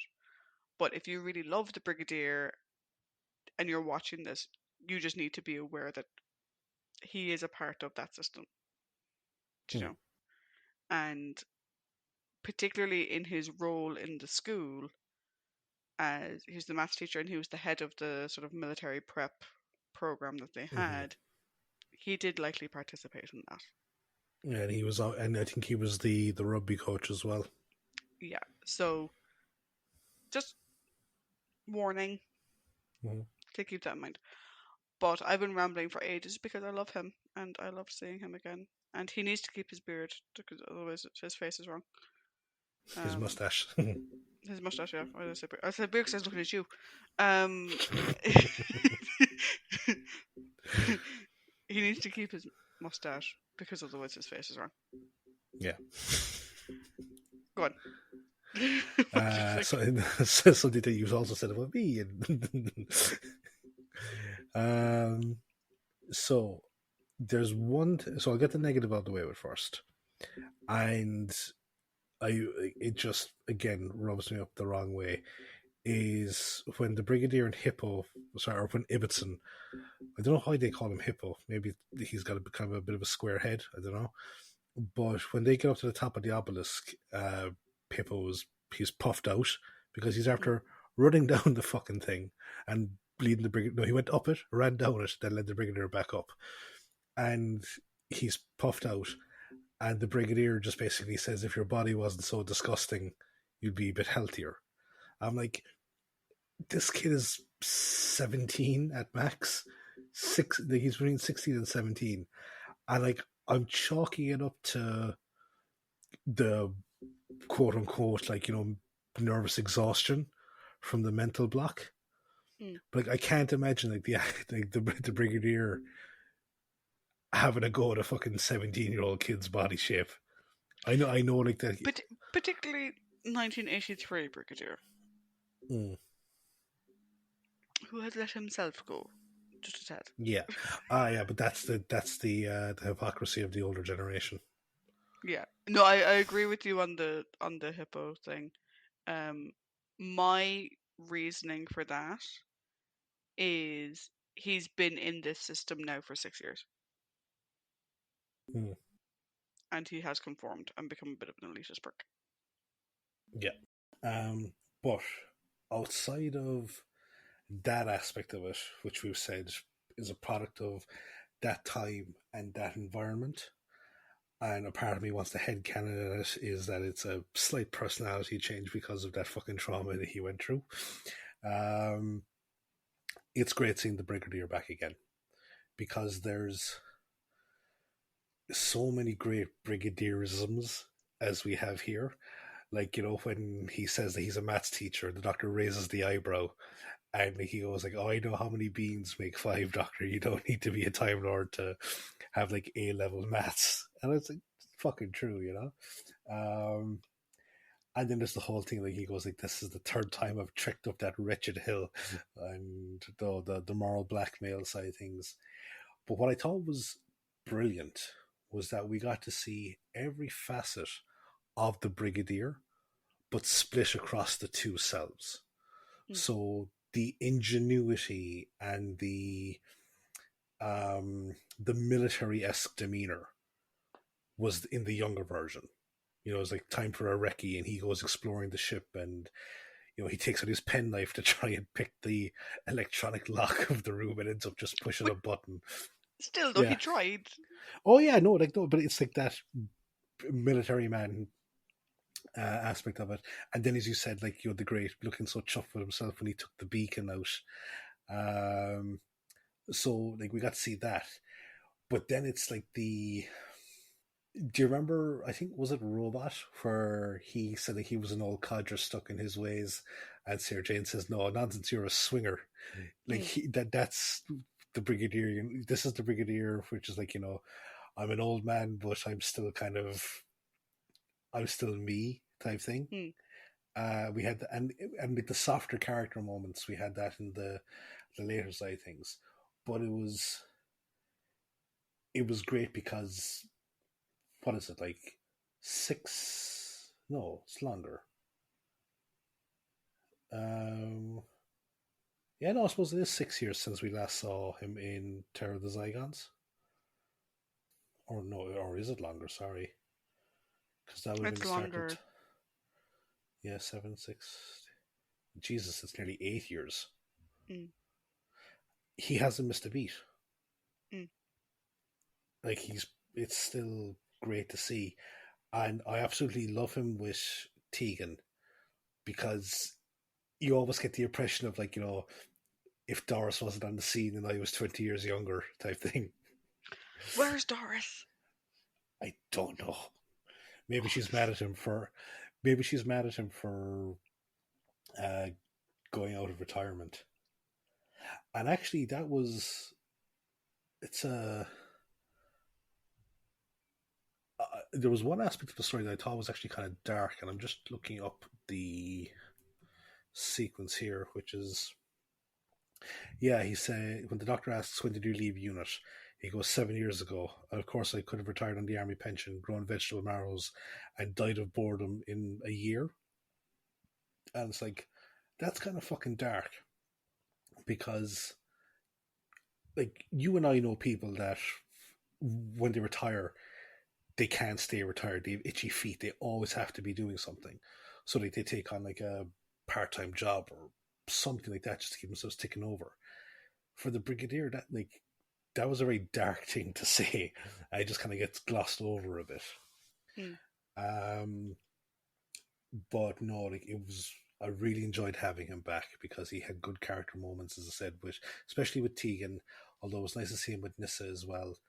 Him and the Doctor, the dynamic was it was good because you get kind of Peter's Doctor is almost like you old rascal, you haven't changed a bit. But the one thing that did confuse me was the whole Brigadier being like so hush hush surrounding Unit. I'm like, Unit were in charge of security for an international peace conference at one point. Like, Unit is a very well known entity, so why is it this big public fucking official secrets act nonsense that you're talking about? I imagine because the day-to-day work they did was protected Yeah, by the Official Secrets Act. yeah. Like, But yeah, the way he treats Unit as a whole entity is like you can't possibly know about Unit. mm,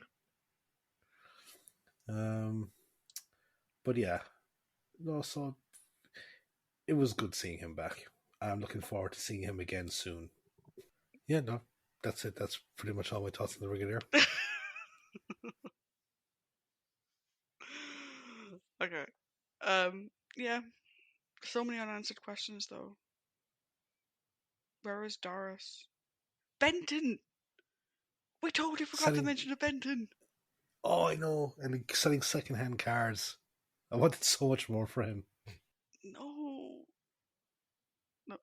Do you know what I'm like? And this is my thing, right? Where I think this story was telling one story originally and then it changed track. And Mm, I'll discuss this when we get to the overall. But the Brig retiring, his mental breakdown, his taking the job to school, Benton going off and doing something else. I'm like, that's a different result of Mawdryn mm-hmm, than what we saw. Like the story is like the story in my head would be. Oh, it's kind of giving away a bit much about my thoughts in the overall, but that 1977 Brigadier is part. 2 of a 3 Brigadier arc. Mm. 1983 Brigadier is part 3. There's a part 1 Brigadier before he retires that I thought was going to be that something happened to like flash back to that caused his retirement and Benton to go off and things to go to shit. Sort of like a turn left moment Yeah. that was going to sort of cascade backwards from this, but that wasn't it. So lots of that will go into my overall because my overall is going to Yeah. be So, moving on to prominent characters, of which we only have one. We have Turlo. No first name yet. oh, Turlo. Mm-hmm. I knew a bit about the Turlo character going into the story. I knew he started off trying to kill the Doctor, and I knew that he stayed. That was literally it. I think the only thing I've seen him in as a character is I think. Mm-hmm. Um, He isn't the Five Doctors. yeah.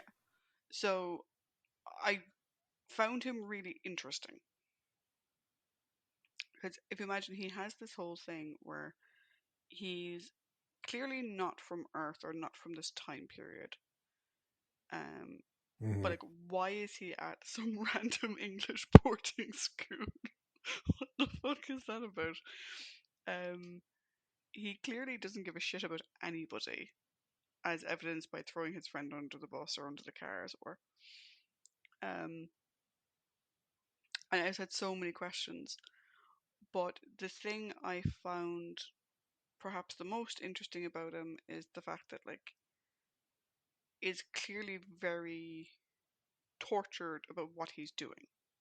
Do you know? He entered the Mm. bargain in good faith. He was told this guy is bad, and if you take care of him or whatever. Was that being super naive? Fucking yes, a million times yes. You agreed to kill somebody you don't even know. But you can tell throughout the story that like he tries to fight it. He's clearly very confused. And it's just like, what the hell is going on? I had assumed, like, watching the start of it, that, like, the pod and all that kind of stuff had something to do with him, like, with why he was Mm-hmm. on Earth. It didn't. And I was like, oh, okay. Um, so I think I'm intrigued, would be the way I would describe my reaction to Turlock. Is he the best character ever? No. Was this the best character introduction ever? No. Um, is he interesting though? Yes. There's a couple of things though where I was like, okay, I don't get the leap in logic. Like him staying, first of all. Okay. Um, but there's a few other things where like he just made decisions and I'm like, I don't get it.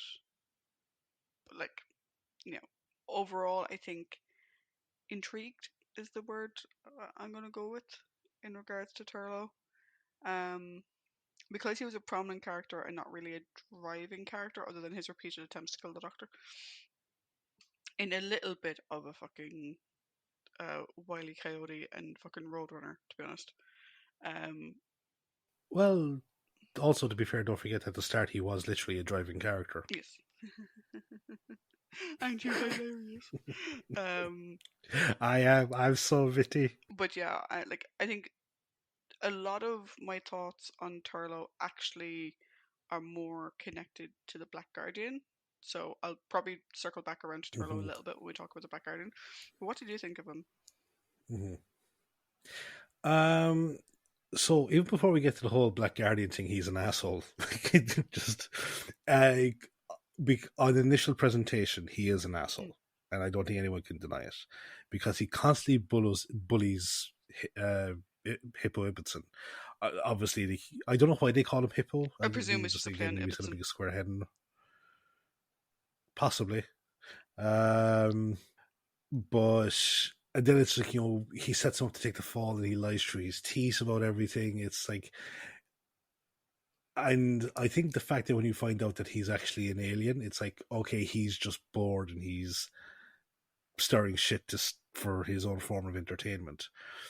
Um, he, I would say that he's self-serving because he's willing to use anyone and anything to try and get him off Earth and back to his home planet. Now, again, because we don't know the backstory as to why he's on Earth, that might come back to be um, a comment that I like or a statement I'll retract. But just at the moment, he seems to be kind of very self-serving in that regards of like, get me home. I do agree that he is very naive at the start because looking at the Black Guardian and it's like, you must defeat someone, of the greatest evil. And I'm like, you're worried, look at the cut of you, and you're saying someone that's inherently evil.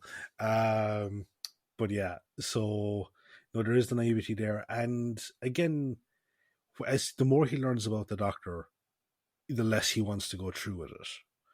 So I don't think, while yeah, he's a bully and a selfish person, I don't think he's outright evil. Or so like you, I'm curious to see and essentially revisit his arc now, because there's a huge asterisk beside everything that he has done and will do going forward, as long as it involves the Black Guardian. Yeah, and like I think like with the whole selfish thing, because I agree with you that he is very self-serving. The caveat I'd put on that is, wouldn't anybody in his situation be? Do you know? Which is where, to your point, learning more about his backstory is going to paint that picture with much broader strokes. Hmm. Um, Oh no, absolutely. But I think maybe some of that is colored by his, I would say, his cruel streak, in the sense of like pulling pranks solely to get someone else to take the fault oh for yeah, it, I mean like the way he type is with thing. Ibbotson is just shit. Like that that's Yeah, unforgivable. But like beyond that, I think yeah. anyone else in his position would probably do the same. Mm-hmm. Do you know? Yeah, and No, but again, we we've, don't know the full extent of what his position is. So, you know, yeah, there is also that part. yeah. Also, God love him, Mark Strickson can't. I know that he was in his early 20s. He can't pull off being a teenage boy. Like he really can't. It looks almost like he's a panto Yeah, character. although the one thing I will say about that is that like so traditionally in Hollywood and especially in like the 70s and 80s, um, when you had like the Breakfast Club and all those, none of those people Mm-hmm. were teenagers. None of them. No, no, They no. or like if they were teenagers, they were like 18. Um, Yeah. but I think something that um, so, I've seen a lot of videos online about is like how people nowadays are aging more gracefully. So Mm-hmm. there are certain actors who are in their late 20s who, to you and I, could still pass in a film or something. Like it wouldn't be completely mind blowing if they played an 18-year-old. Um, Mm-hmm. because like it's like the thing of like Peter Capaldi is older than William Hartnell was. Do you know, Mm-hmm. as a species, we're aging differently. Do you know what I mean? A lot of that has to do with people not Yeah. smoking fucking all day every day. Um, Yeah. so like I think but that's but part of it it's though, in the like, sense that like what a 28-year-old looked like in the early 80s. They'd say, "Oh, he looks like a teenager," and now we're like, "No, he looks 40." but it's like, yeah, like because like Andrew Garfield, I think he was like 27 when he did his first Mm, Spider-Man movie, and he looked younger than Tobey Maguire did when Tobey Maguire did yeah. his, at like, who I think was 25 when he did his ones. So yeah, it's a strange Mm, one. But like, as we said, like if we go back to Snake Dance, like I think Martin Clunes could definitely have pulled off being the English schoolboy Yeah. character. Mark Strickson, God love him, I don't think he just couldn't pull it Although off. then again, he's an alien, so maybe it's right True. that he couldn't pull it off. How many years have you been kept back, Turlo? Many, many years. uh, so we're going into the villains. And which villain would you like to do first, Mawdryn or the Black Guardian? Let's do the Black Guardian. We'll leave Mawdryn, who is the titular character, till the end. Mm-hmm. So we've obviously seen the Black Guardian before, a little bit. Right? Mm-hmm. Yeah. I was watching this. I was watching his whole interaction with Turlo, and all I could think is like, okay, but that's the trickster, though. Like, he comes to you in dreams or visions in a mirror. Only you can see him. He gives Mm-hmm. you a little thing that you hold in your hand that allows him to communicate with you and protects you. You have to give him your agreement, which is very important. The agreement aspect is so important. I'm like, when you were doing the Sarah Jane Adventures, did you just steal the Black Guardian? Like, I now want to look up if the trickster was meant to be the Black Guardian because it's literally a lift and shift of the character, except the Black Guardian has a face. Um, whereas, Mm-hmm. you know, the trickster did not. Well, he had a face, but he didn't have eyes. Um, He looks like a deformed smiley face yeah. waffle. So like that was like the first thing. I literally could not stop making the comparisons in my head as we're going through. I'm just like this whole like, do I have your agreement? And you know, until the agreement is passed or whatever. And we will probably get to it eventually. Discussing the spin-offs and the Sarah Jane Adventures. But I'm just there going, this is like almost like it's actually the difference between the trickster and the Black Guardian is so in the episode Whatever Happened to Sarah Jane, which is fantastic. It is a Mm-hmm. fantastic Doctor Who story. It's in the Sarah Jane Adventures, but like it is like one of my favorite stories ever. Um, we have a similar thing of an agreement being made and our titular character being taken out of whatever. The difference between the Black Guardian and the Trickster is that the Black Guardian actually makes you do the dirty work. The Trickster Mm-hmm. asks for your agreement, and then things change around you, but you know what the change was. Whereas the Black Guardian is much more of an asshole Yeah. because he's just like, no, no, kill him. Do Mm-hmm. you know? Also, like for a somewhat omnipotent being, like I know Turlo was kind of giving him the runaround at certain points, but also like he was giving out to Turlo for things that Turlo literally had no control over. Which is like, how the fuck was Turlo meant to know there was going to be two brigadiers walking around? Like that's not his fault. Mm. He wasn't fucking there.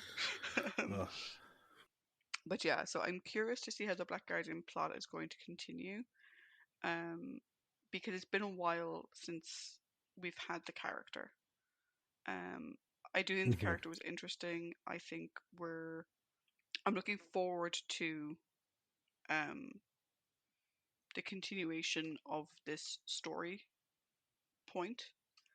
Um, but yeah, like a guy who can. Because this is the other thing. It's like at one point he's talking to Turlo, and he is the headmaster, and then you realize it's a dream. But at what Mm-hmm. point does that become a dream? Has this whole conversation been a dream? Like, is Turlo just legitimately dreaming about his headmaster coming to him saying you're not in trouble, and then the guy invaded the dream, or did the guy play act in Turlo's dream being the actual headmaster and having an actual proper fucking conversation for like a minute and a half? Yeah, no, yeah. The way I read it was that he invaded Turlo's dream, pretended to be the headmaster, and then it was like, fooled you. Yeah, but it's like, okay, you were nattering away as the headmaster for like 2 fucking minutes. Like, but yeah, I think the Black Guardian is interesting. The so obviously I don't know anything about the remaining Black Guardian stories. But something I actually would almost prefer, you can tell me if you agree, I kind of don't want the Doctor to meet him. Because if you think about, like, Mm. again, I'm probably thinking of the Trickster from the Star Trek Adventures. The Doctor rarely ever interacted directly with the Trickster. There was like one episode where they had like a three Mm-hmm. minute or 3 second like on screen thing. Um, I think they literally said like two lines to each other in the entire story. But I quite liked that, um, in the sense that, like, because the Black Guardian is trying to get at the Doctor through now his companions in the form of Turlough, I kind of want this to be Turlough's story. Do you know? Mm. Um, if that makes any sense. Like, I don't want it to be, No, no, no, it you does. know, It does. say next week Turlough has a, an interaction or whatever, and the Doctor realizes it's the Black Guardian, and suddenly we don't see Turlough interacting with the Black Guardian anymore. Like, I want to see Mm-hmm. Turlough have a full arc with it and not just Yeah. be the introduction of it and then it gets dropped. But I don't know what the next two stories are like, so I don't know how that plays out. Yeah, no, no, I fully get where you're coming from, and honestly, I cannot remember. I everything now up until Sylvester's last season is just a fog, like really, like in terms of plot, and I know the story beats, like or as I know like fragments, but everything else is just a haze. So for me, first thing with the Black Guardian is, look, I know it's the '80s, but that punk rock hairdo slash dead crow on your head, it's not working. He literally has a dead crow on his head. Um, I have a serious question though. Why can't the Black Guardian harm the Doctor directly? Like he said at one point, I can't be seen to act. But that wasn't an issue when you were chasing him all over creation and not finding him because the Doctor had the randomizer on. And then there's the thing of, okay, telling Turlough to stop the two brigadiers from connecting, otherwise I'll kill you all. Is that not acting directly? Also, if the two brigadiers meeting is as cataclysmic as it's going to, as you're making it out to be, doesn't that take care of the problem of the Doctor? I'm very confused as to, like, are you just perpetually angry? So this is the interesting dynamic that I think is a big parallel to the Trickster. In Hmm. the Key to Time series, like arc, Yeah. the Black Guardian is chasing the Doctor because he wants the Key to Time, not because he wants necessarily to kill the Doctor. Oh no, but like afterwards, at the end of Yeah, that arc, because they installed the randomizer so that the Black Guardian can't yeah. follow them. So I think there's some sort of higher entity that's like, you cannot, the Doctor is so ingrained across time, you don't get to fucking fuck with him directly. Like, no, you don't get to interact with him. But there's a loophole where you can get other people to fucking do your dirty work for you. Do you know? So again, if you think of the Mm. Trickster in Star Trek Adventures and in Doctor Who, like the Trickster was mentioned in Doctor Who in Turn Left. Yeah, this is one of the Yeah, Trickster's brigades. right. We see the Trickster in Star Trek Adventures, and he's actually more of a Sarah Jane villain. But he can interact Mm-hmm. directly with. It's like, okay, huge spoilers for Star Trek Adventures. To get rid of Sarah Jane, he has her childhood friend make a pact with him. To get rid of Sarah Jane, he lures her into the past to change history. But he doesn't interact with her directly. and then he sets her up with Peter Mm-hmm. Dalton. Mm-hmm.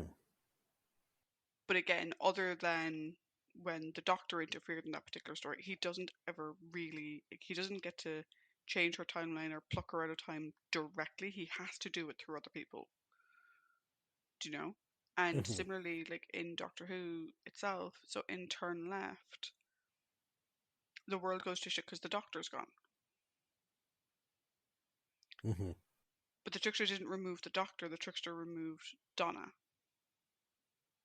from that. So it's like he can't go after him Mm-hmm. directly, but you can make ripples by going after other people.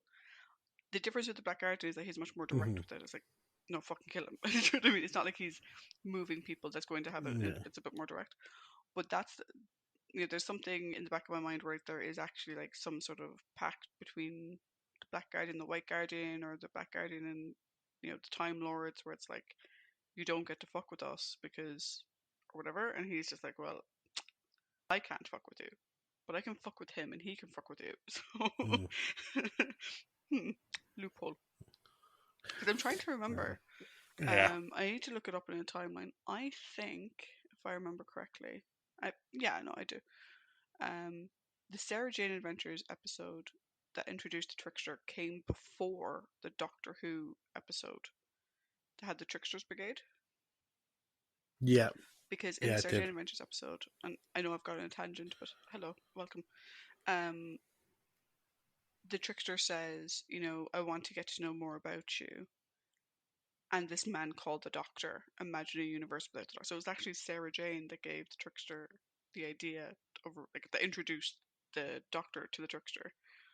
But again, the Trickster can't just pluck the Doctor out of time. He doesn't have that power, but he can make a deal where he Mm-hmm. can manipulate other people to do something. Be- because was oh the wedding of Sarah Jane Smith. That's season Yeah, 3. Yeah, so and that ties into David's series of um what is it? Final specials. So season 2 would have been on his last season. So season 1, which introduces the Trickster, would have been just after Marta's season, yeah, or in around the same time as Marta's season. Yeah. So if you're watching all the spin-offs, you're introduced to the concept of yeah, the Trickster ahead of time. But yeah, no, it's just like, but certain things, like, again, it's just very contradictory stuff here by the Black Guardian. Like, if you don't obey me, I'll kill you all. That's interfering directly. And then it's blaming, as I said, blaming Turlough for having the 2 brigadiers on board. And it's like, surely they're going to solve the problem for you. So, like, the Black Guardian for me comes across as more of a pain in the hole than an intimidating character in this yeah. story. But I do wonder then, like, how much does the Black Guardian see? So, like, I think his whole thing of, like, you do this or I'll kill you all, I think that's just him just threatening Turlough. I don't think he can actually do Mm, anything. I think his whole thing with the 2 brigadiers is that, like, he knows what could happen if the 2 brigadiers touch, which is the whole Blitch. Oh, what the fuck is it called? Whatever. There's a whole, like, Oh, the Blinovich yeah. limitation effect. Um, but my read of that is he knows that if the 2 brigadiers touch at the right time, then it solves the problem that the Doctor is facing. Mm. Whereas he's Yeah, like, that I think the Black Guardian has a more advanced view of time, so like he knows, like, shit, there's 2 of them, and then, like, once that's been made and he's aware of that, he can sort of see the mm. outcome of that, which is, ah, fuck, not only does this make it harder for Turbo to kill the Doctor because there are 2 brigadiers that he has to work around, but Mawdryn isn't going to fucking kill him either. It's like, God damn it. Yeah, that no, that's a fair call out. That's a fair call out. And it would make sense. All right. Although like, I will say like I couldn't again another reason I couldn't take him seriously is because when Turlo says like but the Doctor's not evil and he Black Guardian essentially goes like his good is my evil because I am the Black Guardian. It reminded me of an episode of Earthworm Jim where like Earthworm Jim's dark like a dark version of him comes out. He goes, what you love, I hate. What you hate, I love. For instance, you know when you brush your teeth and then you have a glass of orange juice afterwards, and Jim goes, "Oh, I hate that." He goes, "I know, I love it." And then just that was in my head for the rest of us. So I think that had an impact on my taking the Black Guardian seriously. And I now have the Earthworm Jim theme tune stuck in my head. Thanks very much. Yep. Also, I never realized that Peter Puppy's whole thing of whenever he starts to panic, if fear is the mind killer, fear is the little death that brings total oblivion. I never realized that was from Dune. God, that show was so good.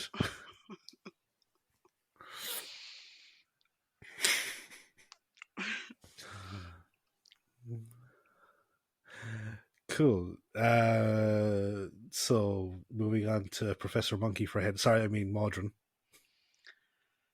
Mawdryn. Mawdryn is fucking hell. Um,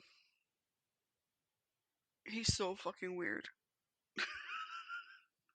Like Like, one thing that are you meant to feel sorry for him? That was what was going through my head towards I suppose the latter half of yeah, because the this is the story. thing. Because I do feel sorry for them. Do you know? And I think we're meant to. I think we're meant to be conflicted on it.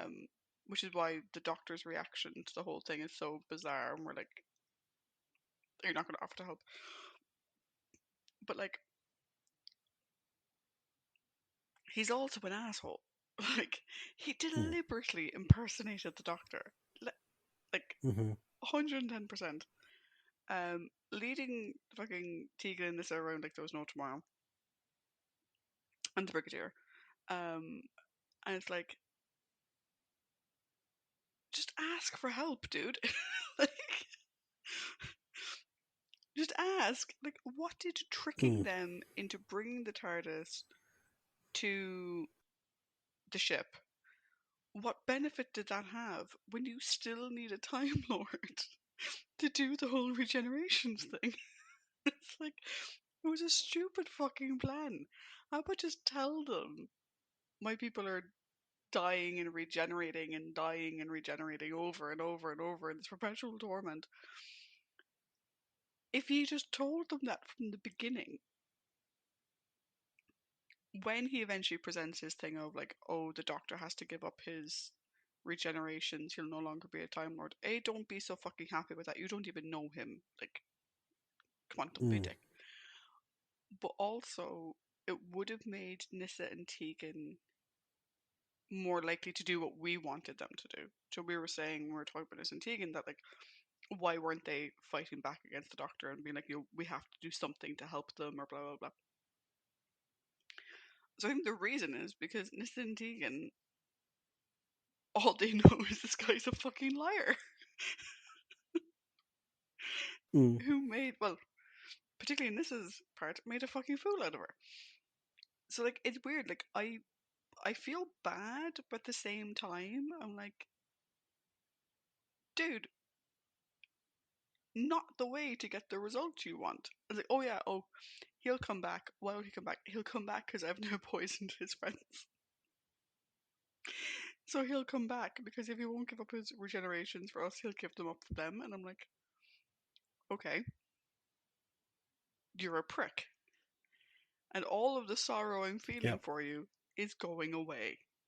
I feel sorry for the other people. They've done nothing wrong, bar steal technology from the Time Lords a very long time ago. But like in this story, they've done nothing wrong. I feel bad for them. That you're the fucker whose turn it was to go down to a planet and try and find help, and you decided to poison other people in an attempt to have your own death, as opposed to maybe asking for help. Yeah.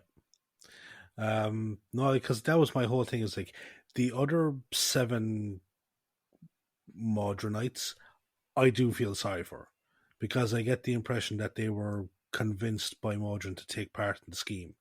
But Mawdryn himself is he's the architect of his own demise because he steals the technology from Gallifrey without a proper understanding of how to work it or what pitfalls or anything it could entail.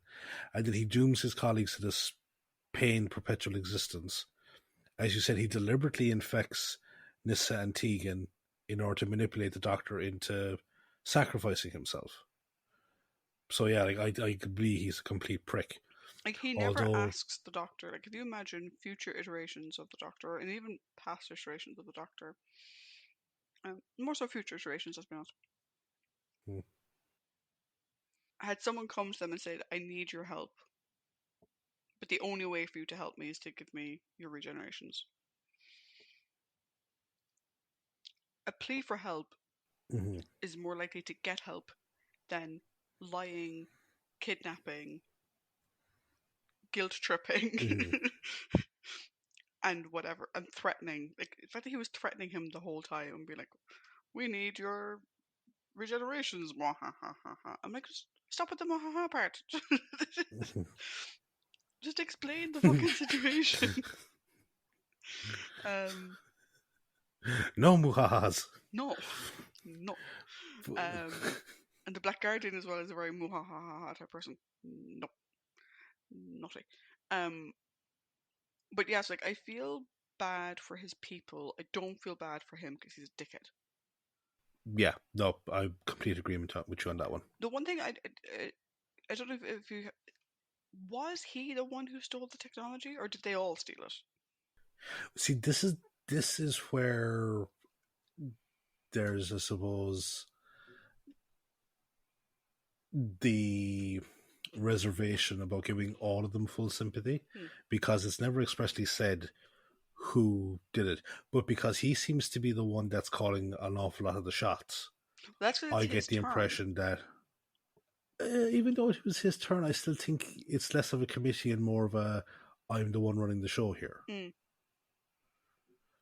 Um, so like I wouldn't be surprised if he was Davros esque in his whole, we, the greatest and brightest scientific minds, deserve this level of technology and I shall procure it, and brings it back and fucks them all over Hmm. type thing. So, yeah, as I said, it's very grey as to whether or not they're all in on it, but just from the way that he carries on and, as I said, he's kind of calling the shots even once they're all woken up. It's not a committee. He seems to be the Hmm. one running it. So I would give them the benefit of the doubt and my sympathy. Him, no, I wouldn't. Um, but also because of recent conversations that I've had with some friends, just, imagining the Doctor taking the Brigadier and leaving Tegan and Nyssa, and the Brigadier confronting him, and like the Doctor having his like Cisco in the pale moonlight moment, is it because I can live with it. I can live with it. And then they just, yeah. I knew we would get that reaction out of you, but I was just like talking to like a friend of mine wanted to know like what are some really good episodes of Deep Hmm. Space Nine, and I told him the ones that always come to my mind are, I can never remember the name of it, but the episode where they keep activating the fail safes on Oh the yeah. station, and it tries to kill them. It tries to kill them. Way of the Warrior, by both parts. Far Beyond the Stars, In the Pale Moonlight, and Take Me Out to the Holosuite. Those are the 5 episodes that always come to my mind when I think of. Another friend of ours also recommended the O'Brien's in Prison episode. Which one? Yeah, The I mental I prison. have thoughts on In the Pale Moonlight. This is not the podcast for that. Yeah, no, it's not the podcast for that. But I do have thoughts on that particular story, Yes. just as we have thoughts here. We discussed Yeah. when we talked about the Doctor a while ago. I think as a Mm-hmm. villain, though, just going back to Mawdryn, I think as a villain, he's certainly fucking interesting. Like, the aesthetic was really interesting. Mm. Yeah. No, really, like, because you keep He's never Mm, boring. The questions keep coming along as each stage of this rebirth and death keeps happening, and he was like definitely out of the two villainous characters in the story, he was by far the more intriguing. yeah, definitely.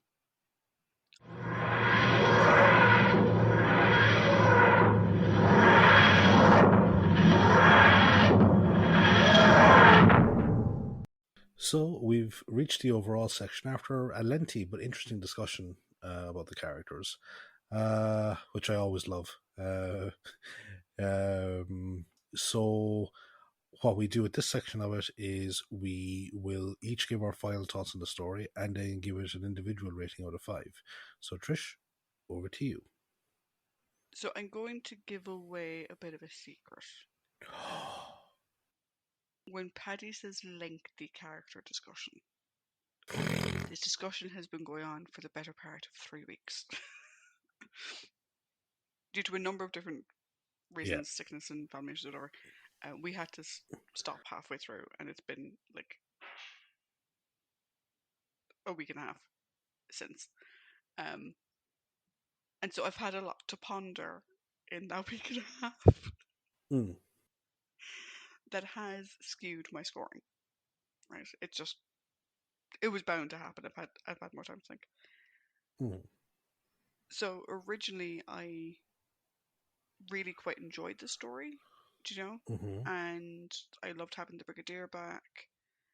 I loved Tegan stepping up again. You know, it's always good to see Tegan stepping up. I quite liked Nissa's interactions, and I don't know. Looking back, I don't know why my read of the Doctor was like, "Oh, we get to see he's actually not that bad in this episode, bar the bit at the end." And then you and I had our discussion, and I've spent literally mm, a week and a half thinking about it. I'm like, no, no, he's still a prick. He's still a prick. Um, and actually, I, I think I had the Brigadier goggles on, where I'm like, it's the Brigadier, therefore it must be good. Um, I know, in first, there were good aspects to the story. I'm not gonna lie. mm, But now that I've taken off the Brigadier tinted glasses or whatever, mm-hmm. I'm gonna put it at 3.25 Okay. because I did enjoy it when I watched it, Mm-hmm,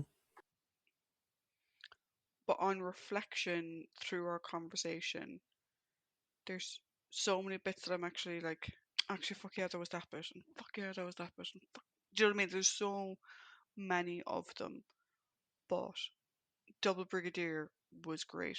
Turlo I find very intriguing. Mawdryn was horrible, but that was interesting. His whole thing of pretending to be the Doctor was interesting. Um, the whole proto trickster idea with the Black Guardian, quite interesting. If it was a bit like mwahaha, whatever. mm-hmm, Um, the bits I didn't like though was up the hill, down the hill, up the hill, down the hill, that fucking hill. Um, I think the story kind of wandered a bit too much. Like it could have been much tighter, allowing for more focus where it needed to be. And yeah, the Doctor's a prick. Like I tried so hard. Like again, like if like normal people you listen to this episode the whole way through, you're like, oh, I thought you really liked it, but like I did, and then I went away and I thought about it for a week and a half. Um, and now I'm Then you like, spoke to me. I spoke to you, and then I had a week and a half to think about what you said. Mm, Um, so yeah, I'm gonna go with a 3.25. I still think that there's a lot in the story to enjoy, and if you're a fan of the Brigadier, then yes, like a million times, yes. Um, but once you sort of take the Brigadier goggles off, you sort of see like, oh, oh wait, uh, mm. issue, issue, big red flag, fucking issue. What was your original score? So, just out of curiosity. Originally, it was a 4. Hmm. Um, the only reason it wasn't higher than a 4 originally was just because I up the hill, down the hill. There was just a few general story things that I was like, it was really fun, but like I Mm-hmm. wouldn't have been going back and rewatch it 50 million times over. Mm-hmm. Um, and I didn't like the Doctor's attitude at the end, which Mm-hmm. that's a big chunk of this is the Doctor's attitude at the end. This whole thing of like, I won't give up my regenerations and like, fuck up, I'm just gonna leave him Yeah. here. That was a big piece of it. And then a couple Mm-hmm. of like like nitpicky plot holy bits. Um, Mm-hmm. but then I had time to think about it, and suddenly I realized that actually no, I was just looking at the Doctor through like Brigadier goggles, and I was like, oh no. But how about you? So I've kind of done a small bit of the reverse. I had it much lower initially, but I think you see this is one of the good things about the conversations that we have is we can clear up plot points or like where we think there are plot holes for each other because like we'll like for example now talked about the Doctor and Tegan at the start and I kind of said like I thought it was kind of he was patronizing her as opposed to anything else. Mm, Um, and then like just in the conversation that we had there, like some of the stuff I had around the Black Guardian and Turlo, it was like there are aspects of it where it's like okay, it's always fun to let the audience let their brains work and try and kind of figure stuff out. But at the same time, if you've got things that are kind of glaringly inconsistent, you do need to have a conversation with run it by someone where it's just like, am I crazy or is this what's going on here, you know? mm, So um I did a bit of an inverse, but I'll go through the stuff that I liked and the stuff that I didn't like, and then I'll tell you my final score. So I think the core plot of the story is very interesting. I think the whole thing with Mawdryn and the two brigadiers, the two different time zones, how them, especially the way that the brigadier in the future is in real time remembering the stuff that his past self is doing with Tegan and Nissa, and that's kind of it's like a weird oh, what's the word, premonition type thing. mm, Um, so I thought that was good. I loved the Brig and Tegan together. I thought they had a really good dynamic, even though like they're at odds sometimes in it. I still think they've got great chemistry. Tegan, as I said, this is on a short list for being one of her best stories in the Rambling, because I thought she had just so much. She was so strong here. Turlo will definitely be interesting to follow. Absolutely, like as I said, he's kind of we've talked about the negative aspects of his character, but definitely him going forward will be interesting. And as I put it here, I can't wait to see how he vaders the Black Guardian. um, but the stuff that I didn't like on, as I said, the negative side of things was, as I said earlier, Jesus Christ, will someone just ask him a question that only the Doctor would know? It's that fucking simple. There's Trevi there with a lengthy repertoire of experiences with the Doctor. Just ask him a question each of me. It's not that fucking hard. Um, Also, the Doctor being an asshole, it's like it actively hampers the enjoyment of a story when you know that he's going to be like this. And I'm all for the Doctor having his moments, his snappish moments, because it can help sell the intensity of like we went back and forth about the Doctor snapping at Sarah Jane in Pyramids of Mars. For me, it kind of like adds to the intensity of what's going on, that type of scenario. So where it warrants, yeah, him being an asshole is okay. Well, not okay, but it's understandable. But here, it's just like everything, nothing is good enough for you. It really fucking bothers me. And also the lack of Nissa, the lack of use of Nissa. Like it's she's just there to parrot or a bit of an exposition dump. So that's frustrating in of itself. So I had it down as a sorry, I had initially down as it as a 2.5, mm. but I've raised it up to a 3 solely because the stuff that you said surrounding my worries about the Black Guardian and Turlo make sense. Cool. So, not bad, not great. I mean, I certainly, on initial viewing, obviously didn't, wasn't impacted as much by some things that on reflection I actually don't like. Do you know what I mean? So I think there is a lot in the story for people to love if they want to. Yeah. And definitely, No, if you're there a is. Tegan fan, if you're a Brigadier fan, there's a lot here for you on that. But that brings us to the end of this week's episode. So, just for those who are tracking the averages, this season is currently on 3.17 for you and 3.42 for me, which automatically has it higher than last season and the season before and the season before that. So we'll see. We'll see. Like, can it stay consistently? Like, at the moment, I might just stay above 3. Like, for both of us. Like, just stay consistently above a 3 for both of us. That'd be great. Yeah. But yeah. But next week we'll be back with another episode, and this one is going to be Terminus. Yes. I know nothing about it. So we'll see what's waiting for us at the end of that line. But yes. We're here all the time. Except for we're not. We take a week and a half exactly. to finish something. Thank you. Thank you for following that up. I was going, come on, psychic brain. Oh. But until next week, guys. Bye. Bye.